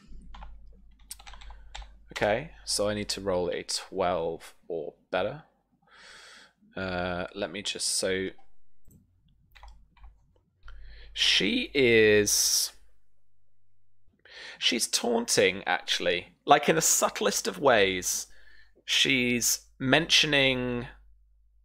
like, the wardship. Oh. Camera's gone. I hope she's still here. Hello. We can't hear you anymore either. Someone just came in, sorry. No, that's okay. So she's taunting you a little bit. So she's this whole like prodding and stuff. It's a little invasive, and it's about kind of she's trying to get like where this is for you, And there's these little words I think about your sister, and they're polite, but like they're not particularly nice. I think that's where she's going with it. That's where I'm going with it in my head. I'm probably just fluffing all of this, but still. Right, okay. It says taunting is risky. Is it kind of like she's poking to see if actually underneath it all I'm not being quite as genuine as I might sound? It's that kind of... I think she's trying to find like what she can use, maybe. Okay. She's picking a little bit out of like I think she's focusing on Miria, about how it's about how she must be feeling there, not being at home, and such a young girl, and it's so hard, and like she's kind of like it's trying to be empathetic, but she's clearly like just prodding. Okay, so have I heard the stories about the water garden and her letting the children play with the noble children? Yeah. In that case, I want to... I haven't rolled anything yet. Oh, okay, sorry. I haven't rolled anything. Right, I'm just doing this. Oh, wow, she's alright, this one. Key 4. Yeah, alrighty. This is against your passive will. So, all right. So she is going to make you try and bargain with her next round. So that's the technique you have to use. The action's different though. So you have to use bargain as your like specialty dice. But you could use Shield of Reputation. You could use retarget again. What if I don't have bargain as a thing? So you'll still use that technique, but you won't get any bonus dice from it. Right. Okay. I'm going to try and influence her using that story that I've heard about the kids in the water garden. Mm-hmm. And I'm going to yeah, she must feel very, very alone in terms of her family, losing her father, and then not having her brothers and her sisters around her. It must be incredibly scary for her. I'm sure that she's kept incredibly well at Summerhall. I wouldn't expect anything less. But she's a child. She should see her family. She should have time to properly mourn with them. And I have heard such wonderful stories. It's why I was so wanted to talk to you. I heard about the children in the water garden in Dawn, and just how gracious and kind you were to those children who just needed, the chance to be happy and play as children without those divides. I was just hoping that perhaps you would show such compassion for a young girl who has lost so much so quickly through no fault of her own. We women, we don't have the power that makes these things happen. At least I don't. People like me don't. Of course you do, but she's had no say in anything that's happened to her, and she's lost so much. I'm going to try and play on that kind of that clear like for children that she's obviously got from what she did, and that a little bit on the, we're women, no matter where we sit, we're never quite entirely responsible for the things that happen to us. Yeah. So you're saying all this towards the end. She's asking, well, everyone at the water gardens and at Sunspear has value, brings value to the court. I wonder where Lady Mara would bring value to the court. And this is the manipulation. Wait, Lady Mara or Lady Miria? Mara, of where the bargaining is coming in, so because she's making you use bargain. So I want to know what could you be offering her? I guess there's a sense of Mara is the eldest, the eldest daughter of House of House Greenmont, and I now have access to House Oakhart. I will eventually take over as lady of this household one day. So I guess there's kind of an allegiance thing. That this would really help cement the future of House Oakhart into the debt of the Targaryens, and I guess there's a little bit of personal debt there as well, in terms of I've come to you. I haven't come to the crown as a whole. I've come to you, and therefore I will owe you something. She's kind of playing on that the undertones of I'm almost asking you for a favor, and therefore I'm in your debt. Yeah. I do get it. Sorry, I'm listening. My cat's playing with something. It's okay. I will never be mad at you paying attention to your cats, Sam. They're adorable. The camera alone. Okay, so I would like you to roll bargain then for me. Is this another influence, or are you going for a different action? No, I'm going to go for influence. Okay, cool. I don't have bargain, so is that just persuasion? Just your straight persuasion, yeah. Okay.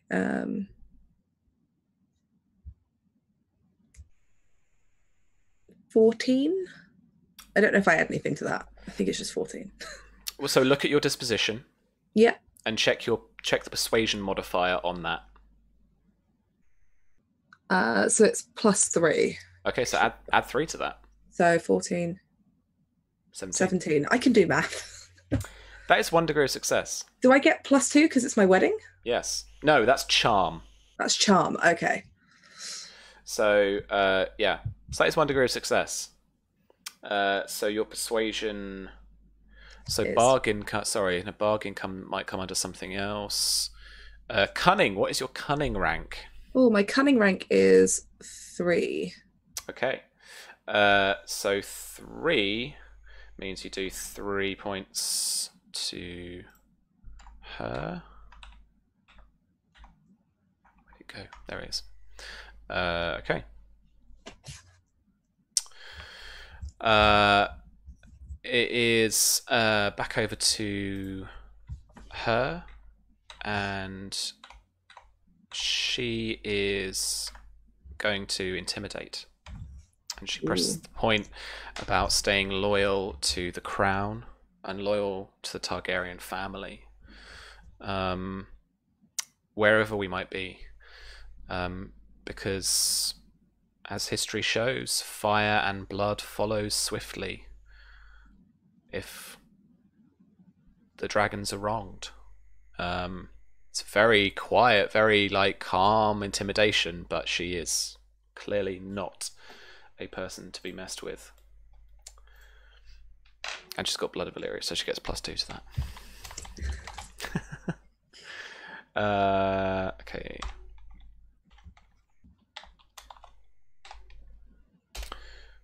And that's 15 against your intrigue defense. Yeah. Okay, 1 degree. And that intimidate is will rank, so 4. Is that 1 degree of success? Yes. My intrigue defense is 10. That's 2 degrees of success. Oh, okay, 2 degrees. So 10 to 14, and then 15 is the next degree. Oh, I forget that's how it...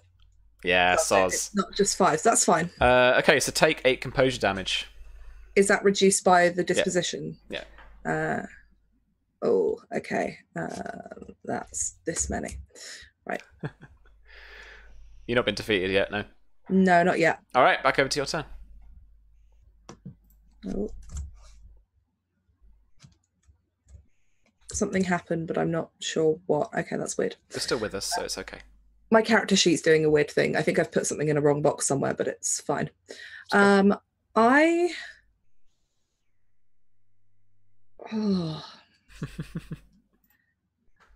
want to go in and influence her again. Sure.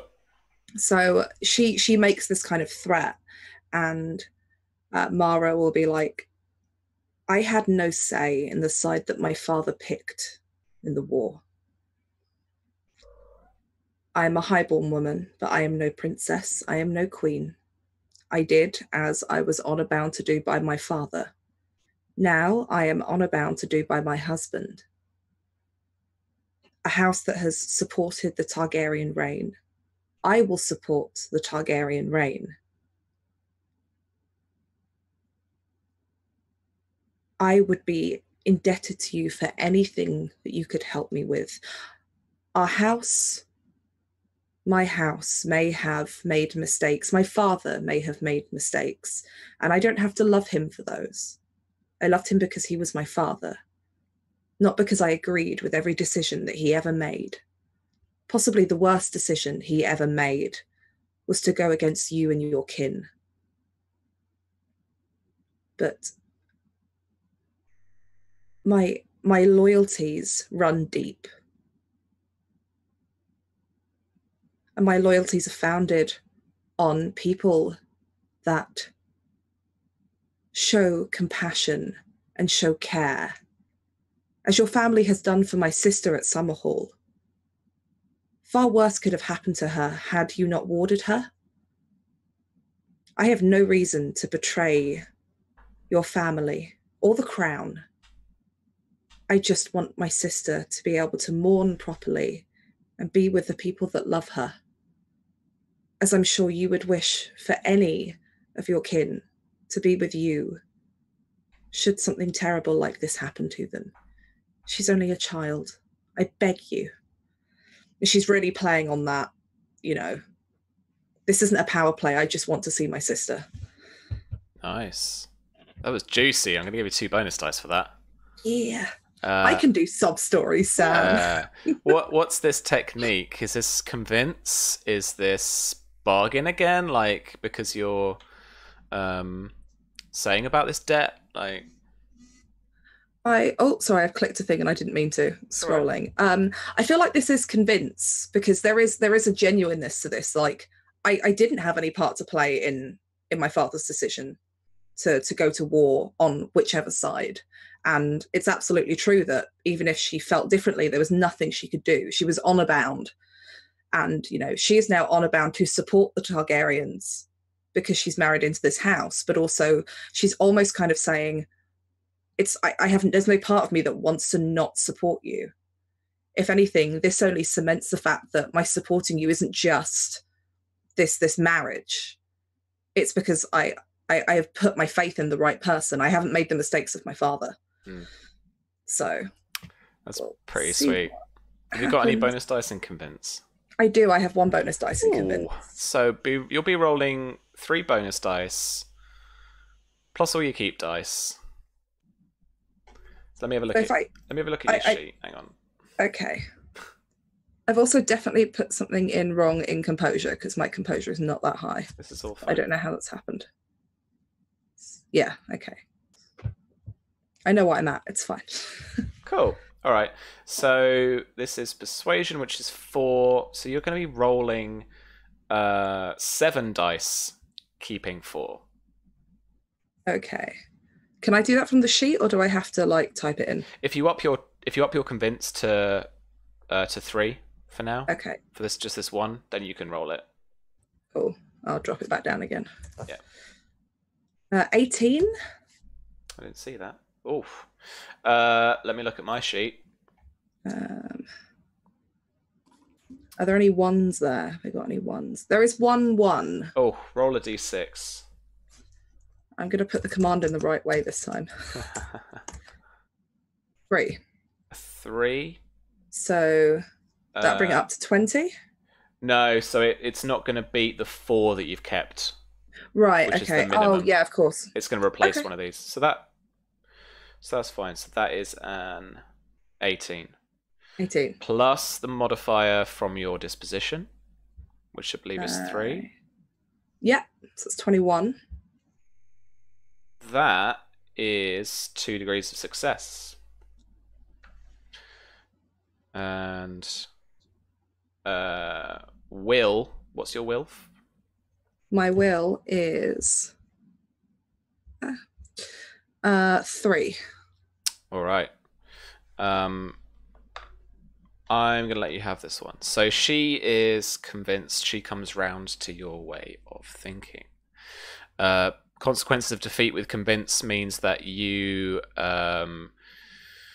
don't do anything to improve her disposition. Instead, convince gets them to support your position or grant you assistance. So what exact assistance would you want from her? She's going to basically go back to the idea that, you know, what she'd really like, you know, is to see her sister, but ultimately to be able to look after her sister here. That's kind of where she wants to get. She wants to bring her family home to her. And if she has to kind of play that still card of, you know, we were just children and women that had to support whatever our father said. I want to bring her here. I want to show her the grace that you've given. I want my sister home with me. So she'll support you in that endeavor, basically. So let me write that down. Yay! Oh God, that went so much better than I thought it was going to go. I had horrible visions of Dragonfire, Sam. Right, cool. All right. So while I'm noting this down, Marzia, let us figure some stuff out with you. You wanted to speak to Lana, I believe, to start talking about sending some ravens out to people. Yes. Yeah. So, having dressed and kind of prepared for the day, she'll go down to the hall for breakfast, and she's going to hope that Lana's there. She is. Handy. Convenient. I like it. And she's brought with her the half-finished note that Sir Babblebrook had begun for Mart's note for Miria. 3M. Even we get it wrong. For Miria.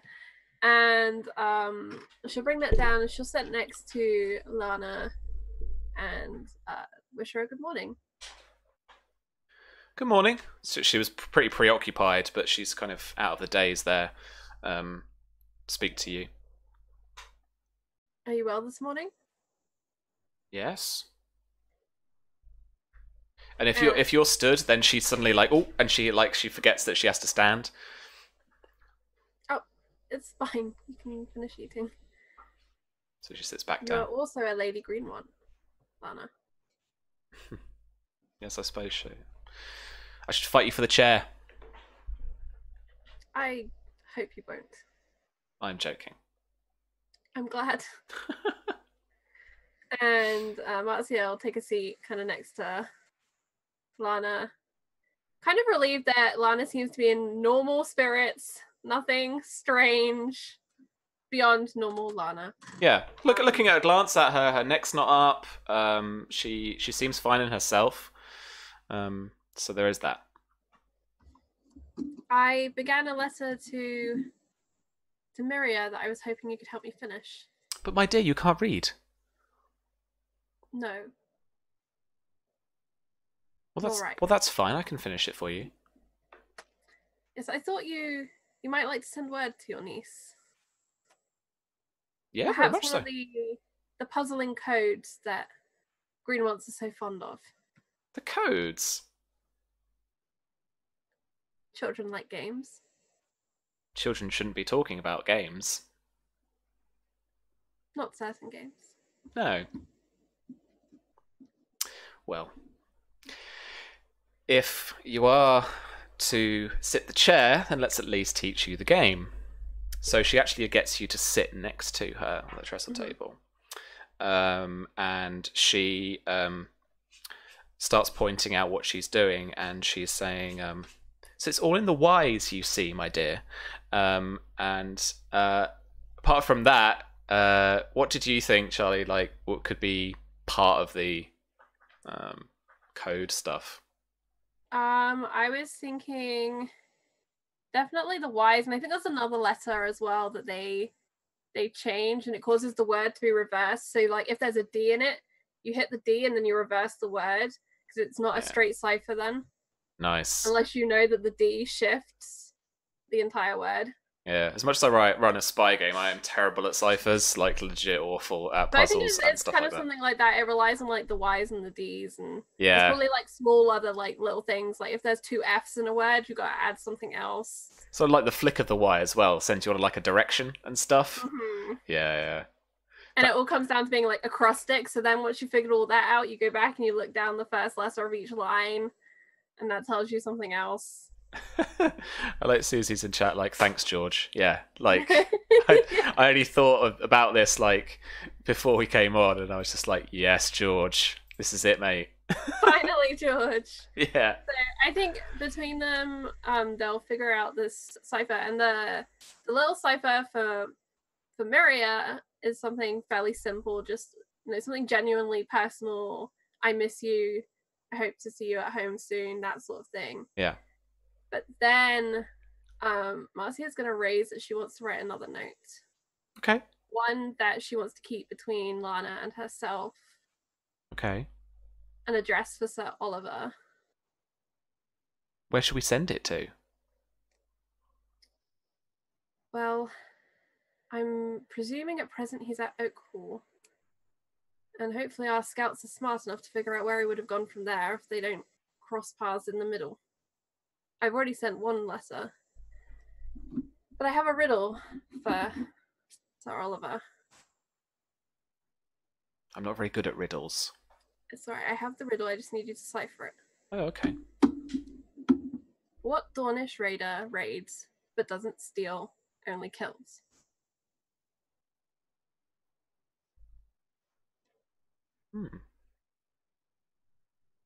And then I would like to ask him if he has seen any vultures. Okay. I know it is cryptic, but I didn't want to have to explain it to Sir Babblebrook and have him babble it all around the hall as he tried to figure it out. He is good at that. Babbling. And brooking. And brooking. Sometimes he says clever things. Wise things. Often not. Often not. It's all in the Y's and the D's. And sometimes the F's. all in the wise.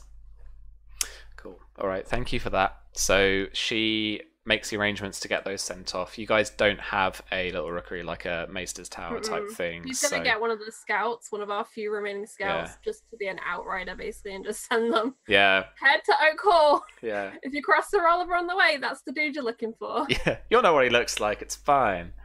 Look out for him or Red Rob. Like those are the two people. Yeah. And these guys are called the couriers, so they're doing the job. Yeah, absolutely. Cool. All right. Nice riddle. I like it. I think it's cool. Okay. Speaking of Sir Oliver, your match has come.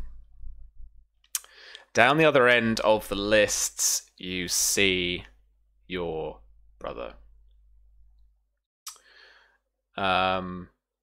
Horatio wears a charred black scale armor with a thin yellow Dornish cloak wrapped around his neck and trailing behind him to show his house emblem. Your house emblem. The portcullis, the black portcullis of House Ironwood. His helmet is a turbaned helmet, much like yours, with a pointed top. And the face guard is a carved, like one of those molded faces themselves with the two eye slits. And it's up at the moment. So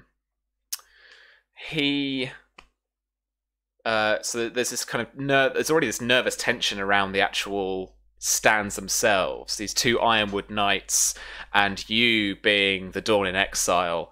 There is this kind of palpable. From the people who don't know, they're like, what is going on here? The people that do have an understanding of just what this kind of courtly intrigue stuff was about with you being exiled are like, this is going to be juicy. Like, we're going to see some like rivalries figured out today. The ground is even worse now that we've had pass after pass after pass into the afternoon. And so this is going to be a -2 to all of your animal handling tests to stay in the saddle. It's really tough ground. It's really been churned up. Still very soft. Is there any advantage to one side or the other? It's all been properly torn up now. So it's just this is going to be a flat -2 penalty to your test results across just for animal handling. That doesn't affect my passive? No. Okay. Just to stay in the saddle. And again, if you crit fail, so if you fail by 5 or more for that, trying to stay in the saddle, the horse goes in under you. Horatio walks his horse out casually towards the center of the grounds. Just trots out, his hips and upper body swaying as he goes, and waits for you in the middle.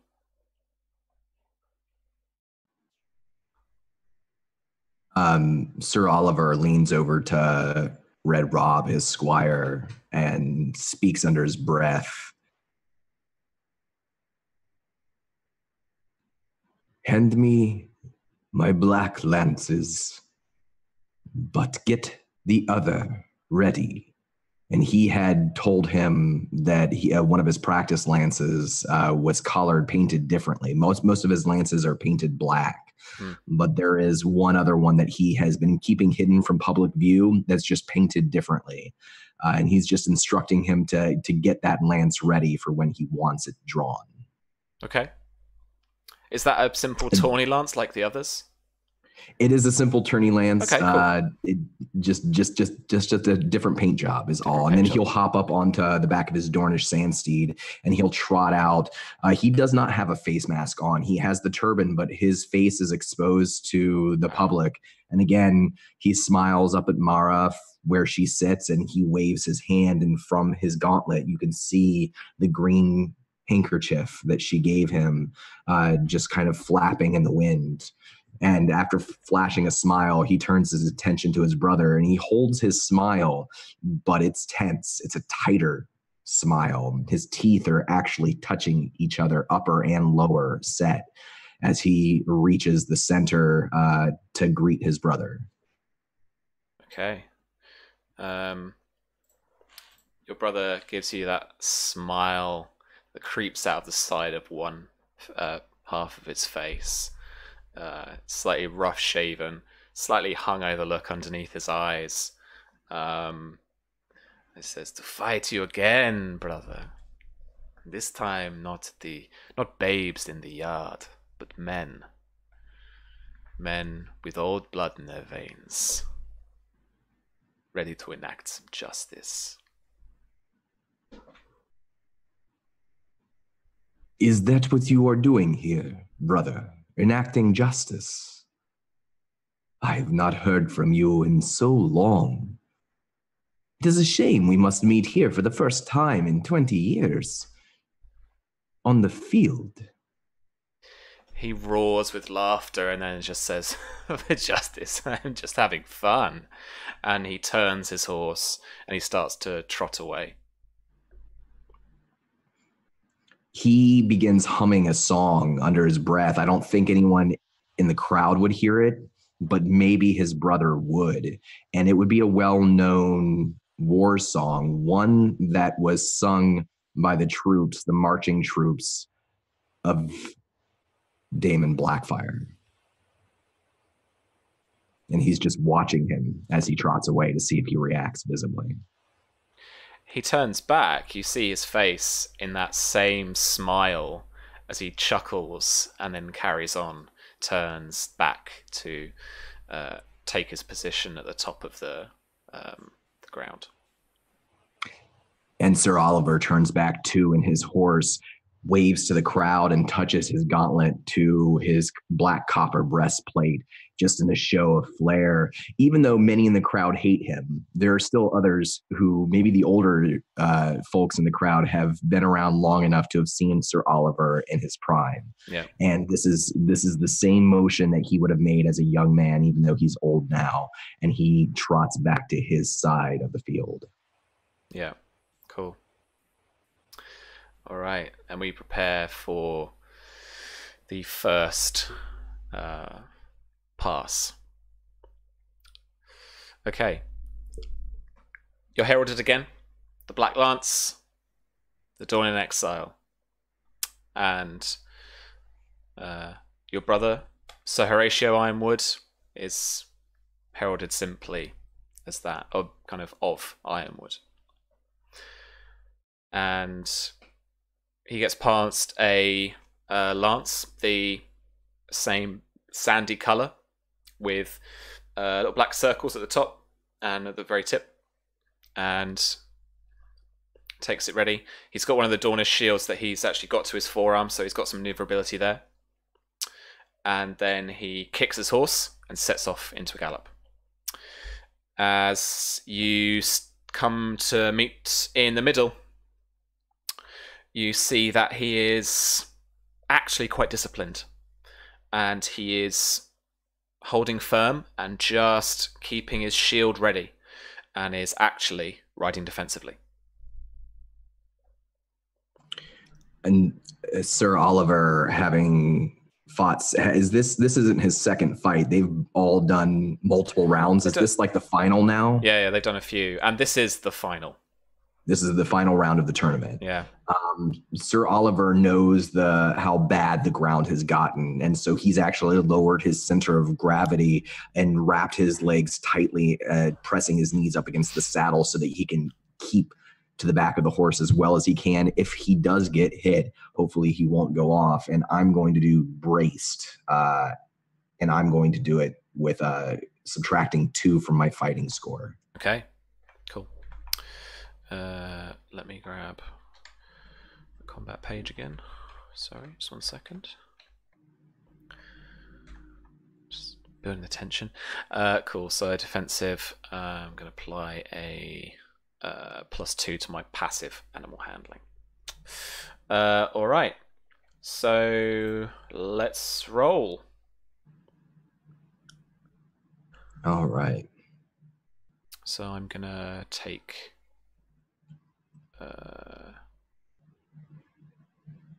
take 2 from this.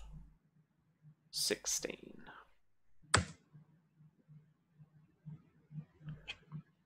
Yeah, So that's 15, yeah, because so I had to apply my modifier, but you've done it there. 15 defensive is passive. Your lance glances on his shield as he brushes it away just as he goes past. What is the 16?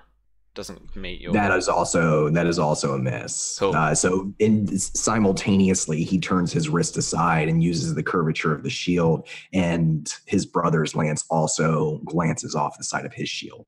Yeah, just tipping the pauldron as it goes past, and as you there's a little hit from the crowd. There's this little sudden rush, and then nothing. Both knights pass, and there's no kind of strong hit. No one's taken aback or anything like that. So you guys are ready for the second pass. As he kicks his horse into a gallop again, you focus on him, and as again towards you meet in the middle. Again, he's riding defensively. And this time, as he passes around the side there, he hands his lance to his squire, and he says, "Now is the time, Rob." And Rob hands him another wooden tourney lance. This one is painted red with just a few thinner stripes of black around the lance. There is more red than there is black. And for anyone well-versed in the courts, they might understand the significance of that color. Oh my god. Is it Blackfyre colors? And I'm going to ride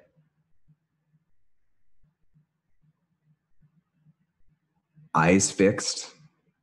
Okay. So you go apply +1 to your fighting test. And I'm going to use my anointed ability here. Okay. So this is because he was anointed as Kingsguard briefly in the war. He gets a +5 for this round to his combat defense and all of his passive scores. So your passive ride's going to go up by 5. It's going to go to 22. Okay. Cool. Alrighty. So let's roll them. I'm going to take 2 from this again. So no, not at all. A critical failure. So actually, it's a glancing blow. Pretty much misses you. Mine was not good either. So 13 for the fighting test. Doesn't beat his passive ride. But it's not a critical failure. So you get a glancing blow again on his shield as he's focused and he's very disciplined. Knocks the blow out of the way. There is a strike of the shield again. And Mara, you see, but both knights pass and nothing comes of the actual tilt there itself.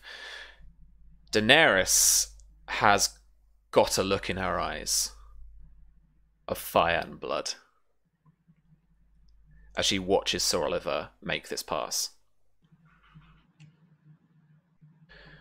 And now, the third tilt.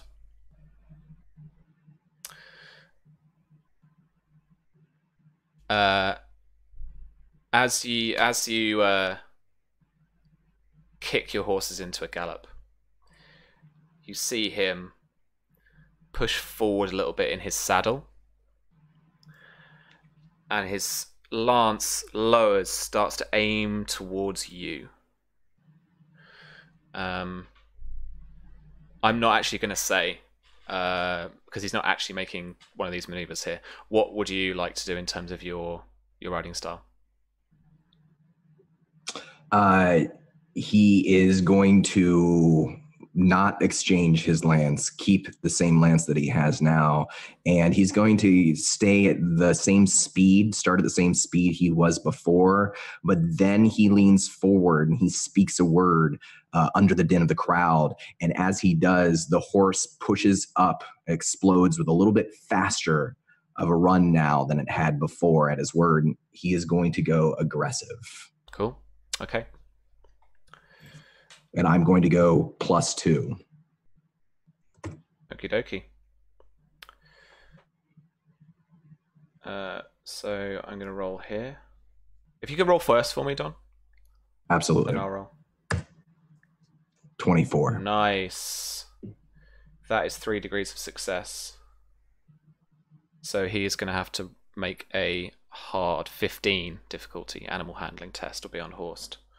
I know it's taking -2 off of that.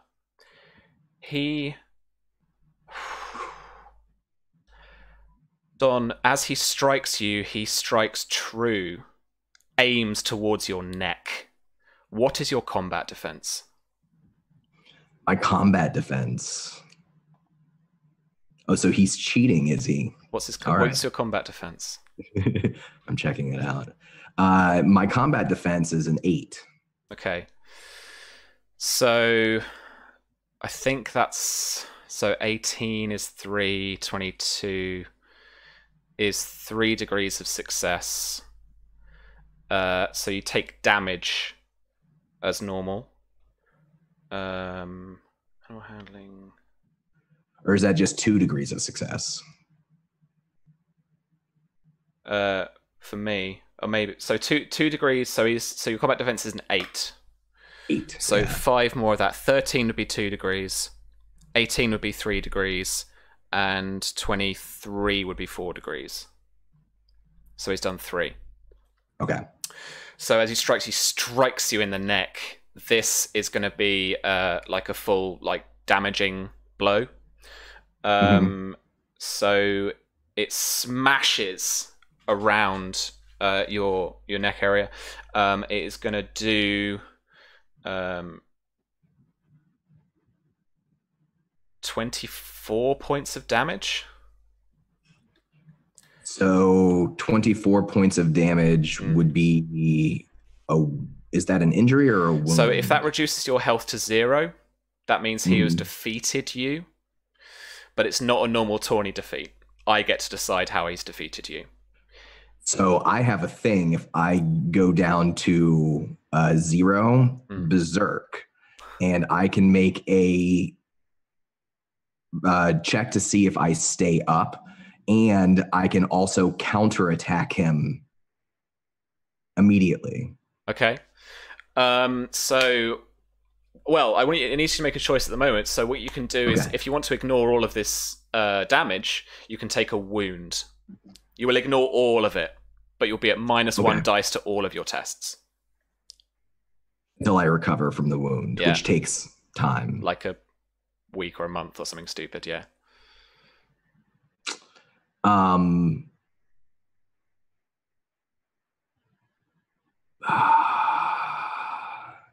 I'm not going down. No, I'll take the wound. He sees it at the last second. He sees the lance coming up towards his neck. He knows that his brother will be disqualified. He knows it. He knows that he will be the winner even if he drops down. He believes, anyways, that he'll still win even if he gets unhorsed. But instead, he wraps more tightly around his horse, takes the wound, and he's going to counterattack, I guess. I mean, I scored a 24, so does that hit? That's my counterattack, basically. So this is a normal jousting thing for you. So this is 3 degrees of success against his passive ride. So like I said, he's going to have to make a difficulty 15 test. I want you to make the same test for animal handling. You're going to take -2 off the whole result once you've totaled it all up. Just to stay in the saddle, just to see what happens here. So he take away 2, just as you strike him as well. Striking your opponent, as we've got in the actual result table here, isn't a disqualification to strike somebody. It's really going to come down to what the judges think of how he struck you. That they'll see whether that's an actual kind of disqualification type thing. Young tourney knights die at these things. Sometimes these things happen. So you think well, the crowd sees, Mara, you see Horatio gallop towards, just starting to stay on his horse, just as he gets towards the end of the actual fence, towards the end of the tilt area, like he actually falls. That is a fall. So he's off his horse. I need you to roll that animal handling test for me. You need to get a 15. Do I get a 15 or a 12? He only got 2 degrees of success against my animal handling. I'm going to make it because against your combat defense. I got it. -2 for the ground. Oh. I didn't get it. Okay, so again, just you think you gripped on, just you get towards the end of the run, you fall onto one leg. You're actually like you've managed to control how you've fallen, and you're stood at the other end of the list, and as you trying to kind of recover, as you turn, as this like pain around your collarbones and neck, you turn. Horatio is charging you down with a Dornish spear. It's gone to ground. It's gone to melee. As the end of the tournament. Sir Oliver's choking, got like a shard of wood in his throat, and he barks over to Rob. My Albert, now, boy, now. Red Rob rushes around, scrabbles through all the lances, tries to find the weapon. Like this clearly isn't ready. Like most of these took, like, because they're saying they go down to the judges. Most of these previous ones have been fine, but because this is the final, like they need a proper knockout. So he's not quite been ready for this. Like, oh shit, where is it? Finally grabs you the halberd. It gets into your hands just as Horatio is on you. So I need you to roll for me agility and quickness. Bonus dice will apply. And he's waiting. He's not impatient. He's not watching Rob. He knows his squire will either get him his weapon or he won't. He has his hand out ready. He's pulling that wood out from his neck, and he throws it on the ground. He's still got the Greenmont handkerchief dangling from his gauntlet, and he's leaned back despite the fact that he's wearing mail. He's shifted back, he's bent his knees, he's lowered his center of gravity, and as soon as Rob brings him the halberd, he's ready to spring. He is fast for an old man. Okay. It's a 20. Bear in mind you're at -1 dice for that injury. Oh, so for that wound. Right. What's the lowest of those? So your agility is normally 4. Yeah. So should I be So rolling? we'll take a 4 off of that, as that's one of your lower die. So that would be 6, 6, and a 4. So a 16. He rolls an 11. You are still quicker than him, so you get the first turn. All right. So all of the combat actions you can take, you've got 2 actions to do basically. Some things take the whole round to do; they're a greater action. A standard attack is only one of those 2 actions, but you can only take 1 attack action per turn. Per turn. So you couldn't attack twice, for example. So.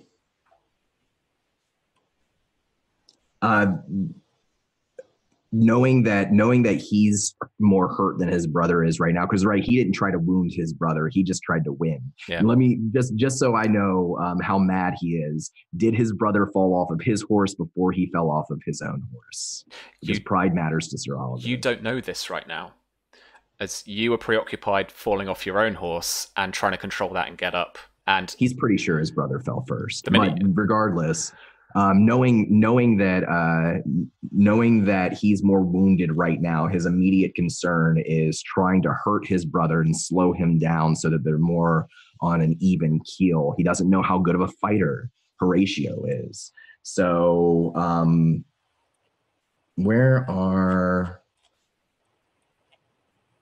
is there difference between like certain kinds of attacks, or is just like a standard attack like your base? Is there like a heavier attack or anything like that?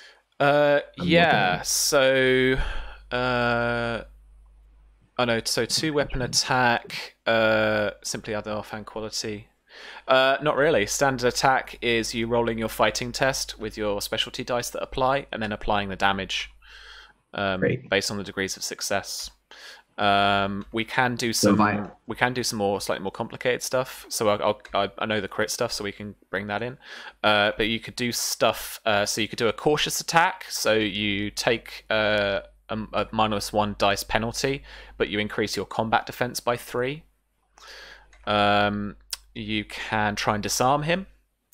So its difficulty is equal to his passive fighting. So that's quite hard to do. You can try and distract. You could try. This is all on like page 174 and onwards. You can try and knock. You can try and knock him down. You can try and knock him out. So you can maneuver as well. So -1 dice on all tests for the round. But you can maneuver him 1 yard per degree of success.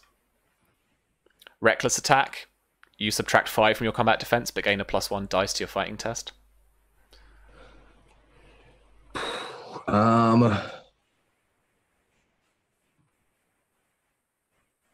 Yeah, he's gonna go.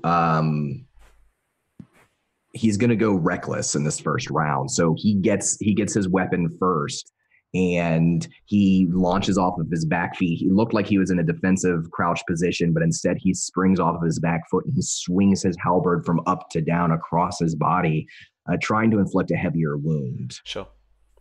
And that'll cancel out my wound penalty, right? Basically. Not quite. So you'll roll another dice. So your normal. So what's your normal fighting? How many dice are you normally rolling? 5 and then 3 bonus dice. So you'll be rolling 8. So roll 9, and then you normally keep 5, right? But if I go reckless, I would keep an extra 1. You would, but you've got the wound, so you still keep 5. So, you say, it cancels it out. Yeah. Okay. Cool. But you still roll that extra. 26. Jeez. How many 6s? 2. Okay. So you get a +1 to your base damage. So what's your halberd's normal damage? My halberd's normal damage is 8, so 9. Yeah, so 9 and a combat defense of what's he got? A spear. So combat defense of 7. That's like 4 degrees, right? 17, 22. Yeah. Okay, so Horatio's going to take a wound. Just to cancel out all that damage. Because that would have been a ton. So yeah, you've sliced up across and underneath, and he wasn't prepared for that. This was more of a straight lunge from him. And it cracks all along from his waist up, all along the scale that's on his chest, and you can feel it cut. And he sidesteps, trying to move with the blow, but it cuts into him as he takes that wound, and you can see a bit of blood spill, and even from the stands, Mara, there's a little splatter as he steps to the side. Okay, so he is going to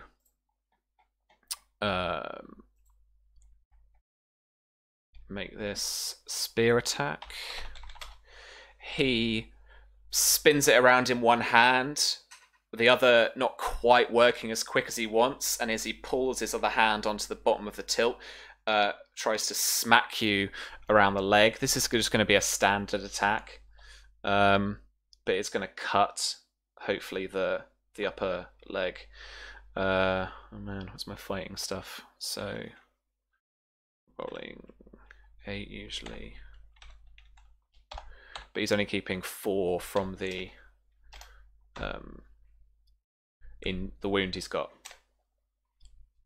Okay, 21 with your combat. What's against your combat defense there? So my combat defense after reckless attack is 3.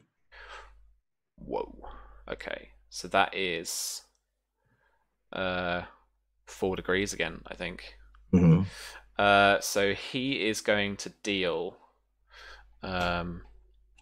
Damage is 5. So he's going to deal 20 points of damage to you, which would take you out unless you take another wound. I will take another wound, which will trigger my Berserk ability, which allows me to immediately counterattack him. Okay. This cuts through your upper leg armor, and it stings and burns. So as his leg is cut, Sir Oliver's smile is more like a grimace, and there's blood on his teeth, and he's pulling in closer to his brother, and he tries to jab the halberd straight up. It's low to the ground. He tries to basically jab it up so that his edge cuts beneath the mask that his brother's wearing and into his chin. Okay.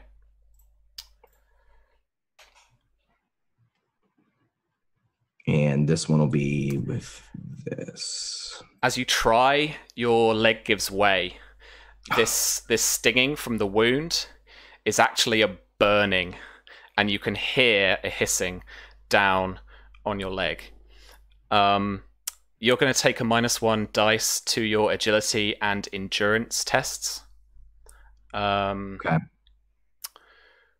But you are still up. Does it? Let me ask you, because I'm a Dornishman, does this feel like poison? Yeah. Okay.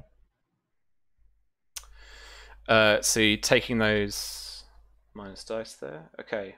Whoa. So It's 4. That is 4 crits. that 4 is 6. like literally 4 6s. Let me consult my crazy table of crits. That is massive, man. There's 4 of them, right? Yeah. You're one off a killing blow. Marzia.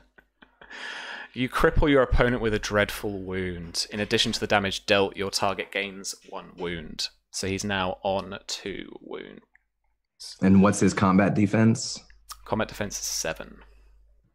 So 12, 17, 20. He takes 3 degrees of success, which is going to be a total of 24 damage. Okay. He is going to take 1 final wound. And he is getting absolutely cut up. He goes to 1 knee, but he whips the shaft of the spear down so it's very close to him and tries to dig up towards you. I get another attack. No that way. was my counterattack. That's your counterattack. Oh man. Right, Yeah. so roll your normal attack then.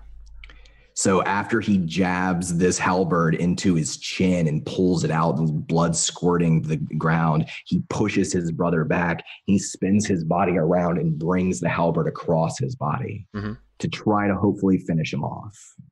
Okay.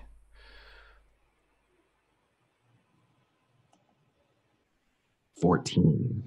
So it is 2 degrees of success. That is 16 damage. I'm going to let you defeat him. You have a choice here with defeat. You can kill him. You can knock him out. We can even get it so that he has to take the black. You can maim him as well. So it really is up to you what you want to do with Horatio at this point.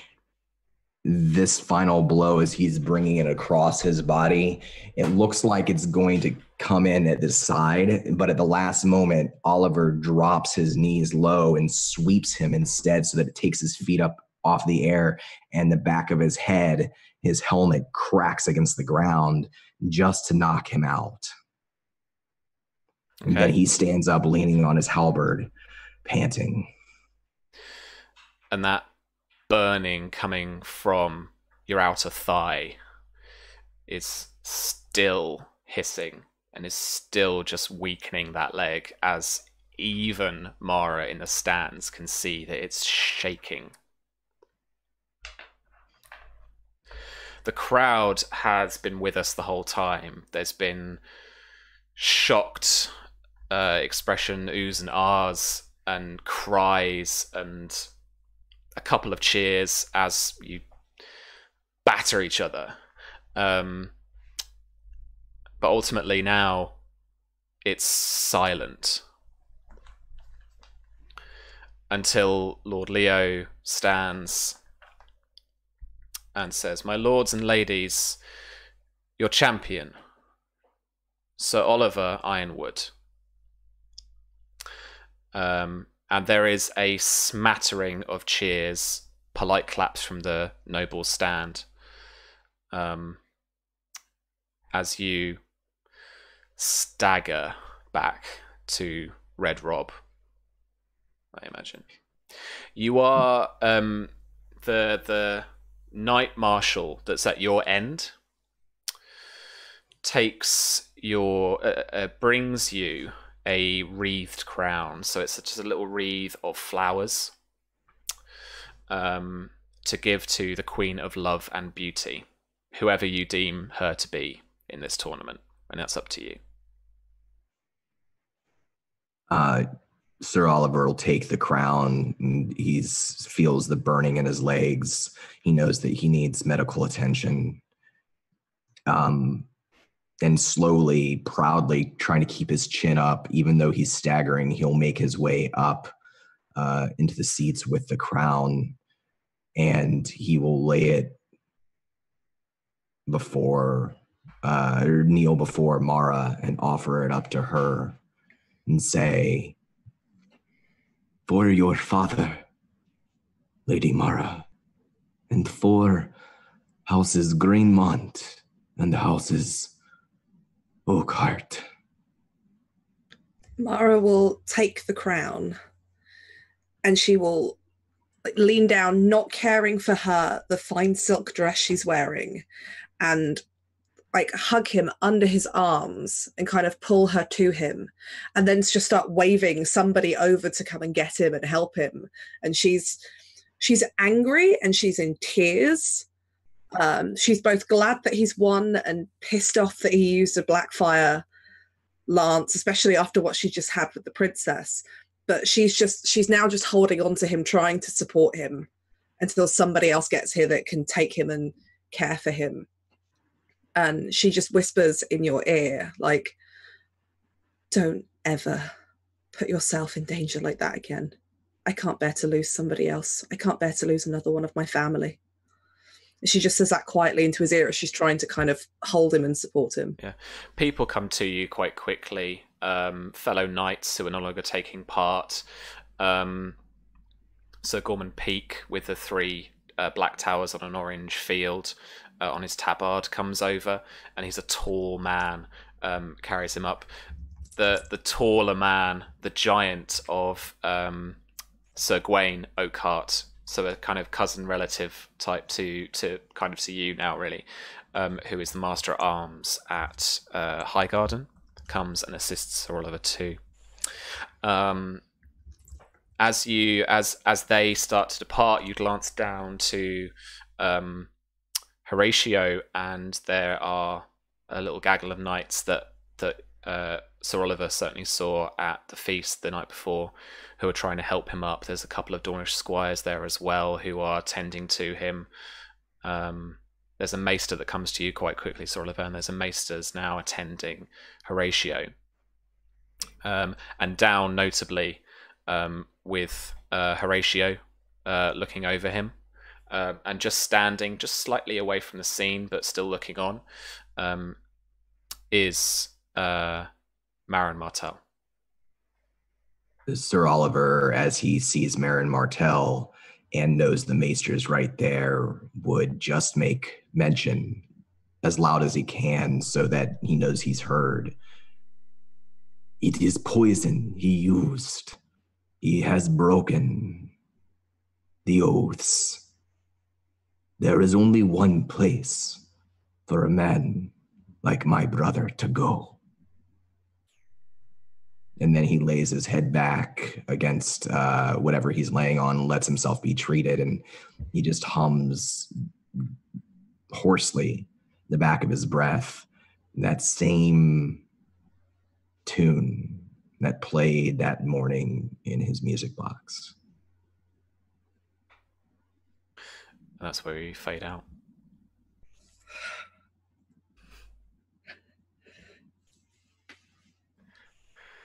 Well.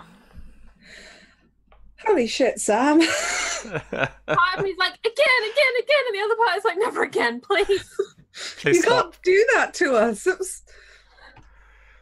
There was going to be real tears if Sir Oliver had died. I was tearing up at one point. I was like, no, don't cry on stream. Don't cry. I mean, I didn't want that to happen because I don't know what I'd do with Don.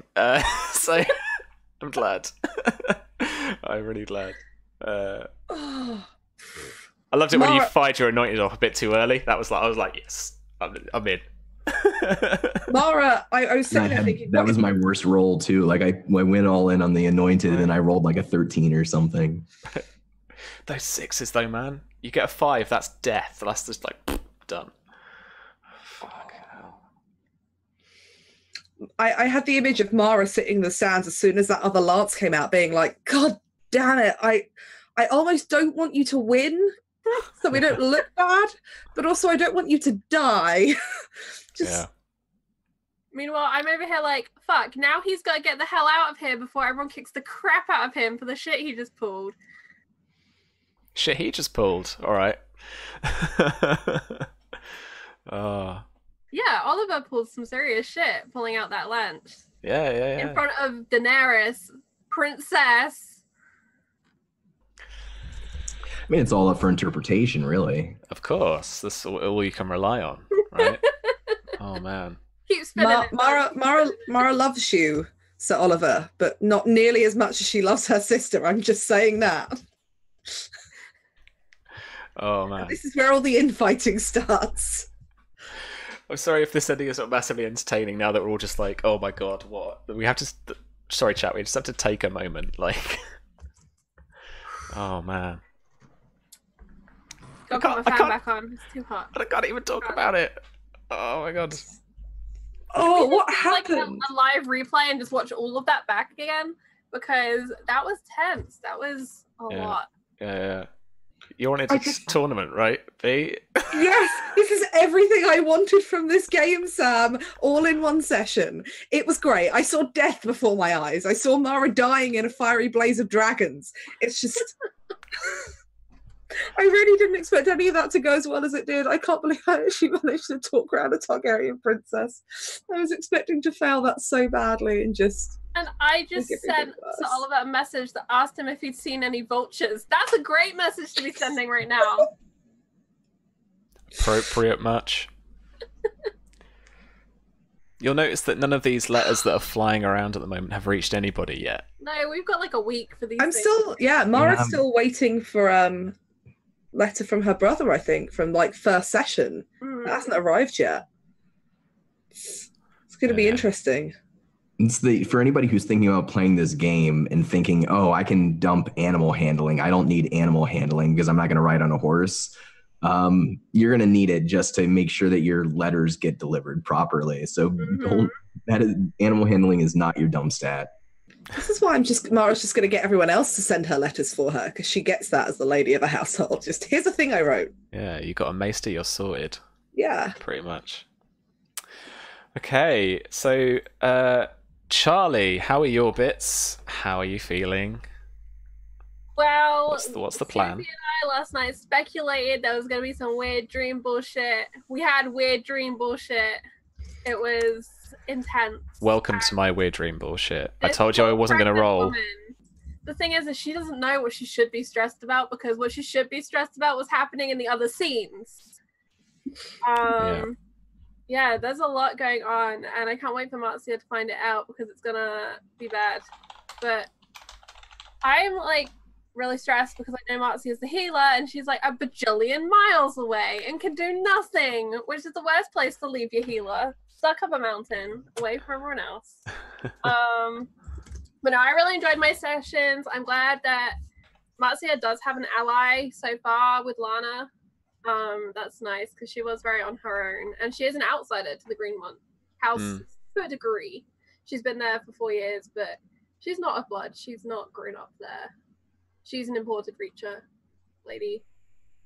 And yeah, I want it to be Thursday. I want to play more. I want to keep going. I want to see what's going on with Simon and with Maria. I can get the M's right eventually. And just, I was like, you know, Sarah can't die because that would be 4 men.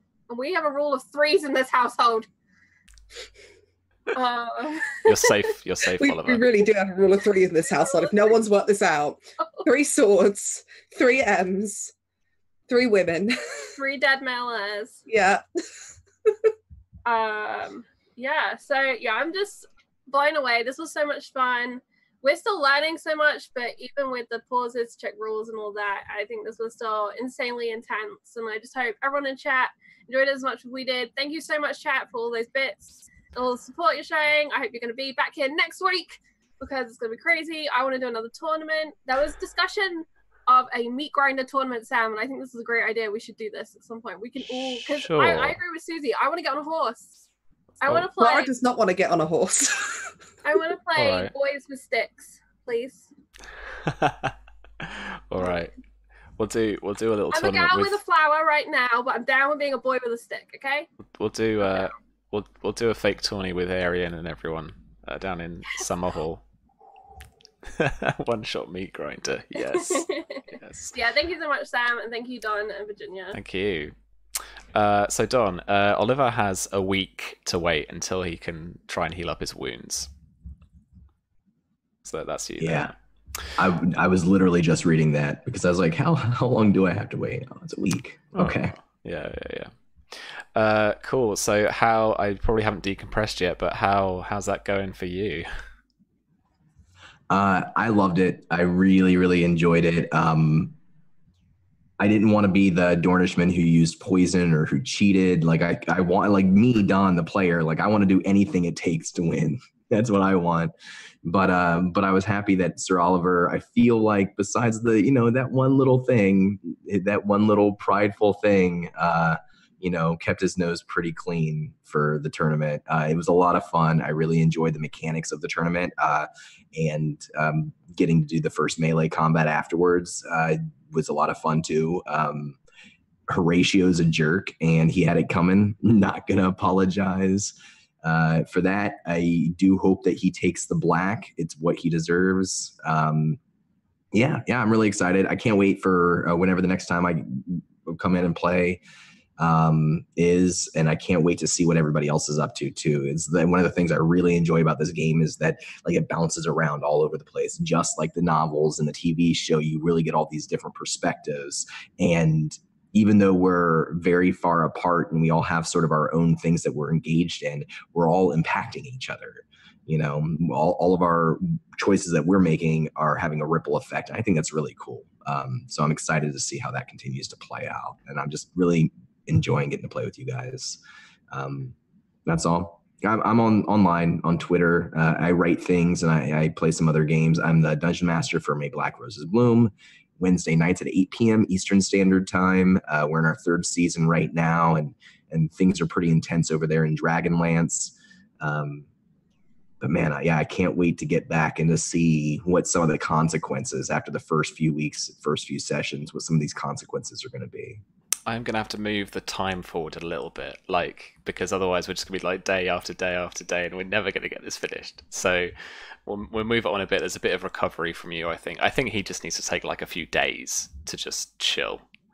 So then we've got time to then bring back the intrigue of the poison and to see how that gets resolved. Low. Yeah. Not start any more wars. Definitely that. Cool. All right. But instead of making war, we're making allies, right, V? Yeah, apparently. Good job. Maybe. We'll see how that goes. Powerful friends, right? Yeah, I mean, I really like her. She's fantastic. Virginia wants to be her. secretly. That's no, that was amazing. That was so. I think I said this earlier, but I've been bugging Sam all week, just being like, all I want is a wedding tourney. I want someone to be crowned the Queen of Love and Beauty, and if it's not me, Mara's gonna be very upset. And I want there to be a fight or something happening. There's got to be drama, and I want to talk to a Targaryen princess. And all of those things happened spectacularly, and it all kind of went okay. This is the thing with me. Like, I'll give you what you want, but might not necessarily work out for you. I genuinely, when that whole threat thing came out with Princess Daenerys, there was a whole part of me that was just like, oh God, I can see Mara's life now flashing before her eyes. It's just fire. Yeah, fire and blood. I'm so excited about where this could go. Like the prospect that the fact that like while everything's going on at her wedding, she's got access to all of these people is great. And the fact she just wants her sister back. I'm coming for you, Susie. I'm trying. We're working on it, Susie. Yeah. We're working real hard. You're one step closer. I think that's like it's a long kind of as a long-term goal probably for the group. It's good. Like, and this is the thing with complex intrigues is you do a number of these intrigues, these actual like ones that we do like in a scene. You do enough of them, you get your thing, because it's like, okay, so what you've got to do is you've got to figure out your next step. So you've convinced Daenerys to support you in getting Miriam back from Summerhall. What's your next move? How are you actually going to get her out of there? You got to convince Maker? Have you got to convince the king? Like, we've got to. I'm definitely planning on playing on Daenerys a little bit more, because I don't want her just to feel like I'm indebted to her on a kind of social level and stuff like that. No, I want her to feel like I'm indebted to her on a personal level, because that way, because I can see it happening.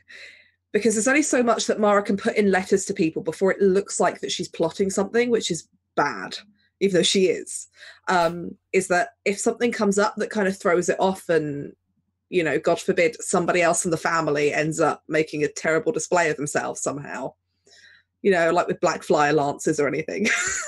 Yeah, what's about that? She can claim that regardless of that, she is an Oakheart and she is loyal to not just the Targaryens, but to Daenerys. That's her. It's the direction she's going in. Whether she is or not, that's a whole other thing to be seen. But who knows what she'll do to get her sister back safely. I really do look forward to it. It's just been great. I'm so happy. just got all of these strands that are just, so good.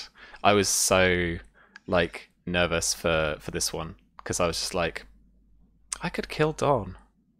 You said this to me earlier. I could kill Dawn. I don't want to kill Dawn. It's too early. Just remember, you're not actually killing Dawn. You're just killing Oliver, the most beloved character in the game. I told I told Greg, who's in chat, before we jumped into the game today, I was like, I think I might die today, and if I do, I hope it's like Oberyn dies. I hope it's ugly and ironic and disgusting. That's, you know, if I go, that I don't want to go like in a blaze of glory. I want to go really, really poorly. So I was ready to die today, but I also, like, I knew I had the berserker trait.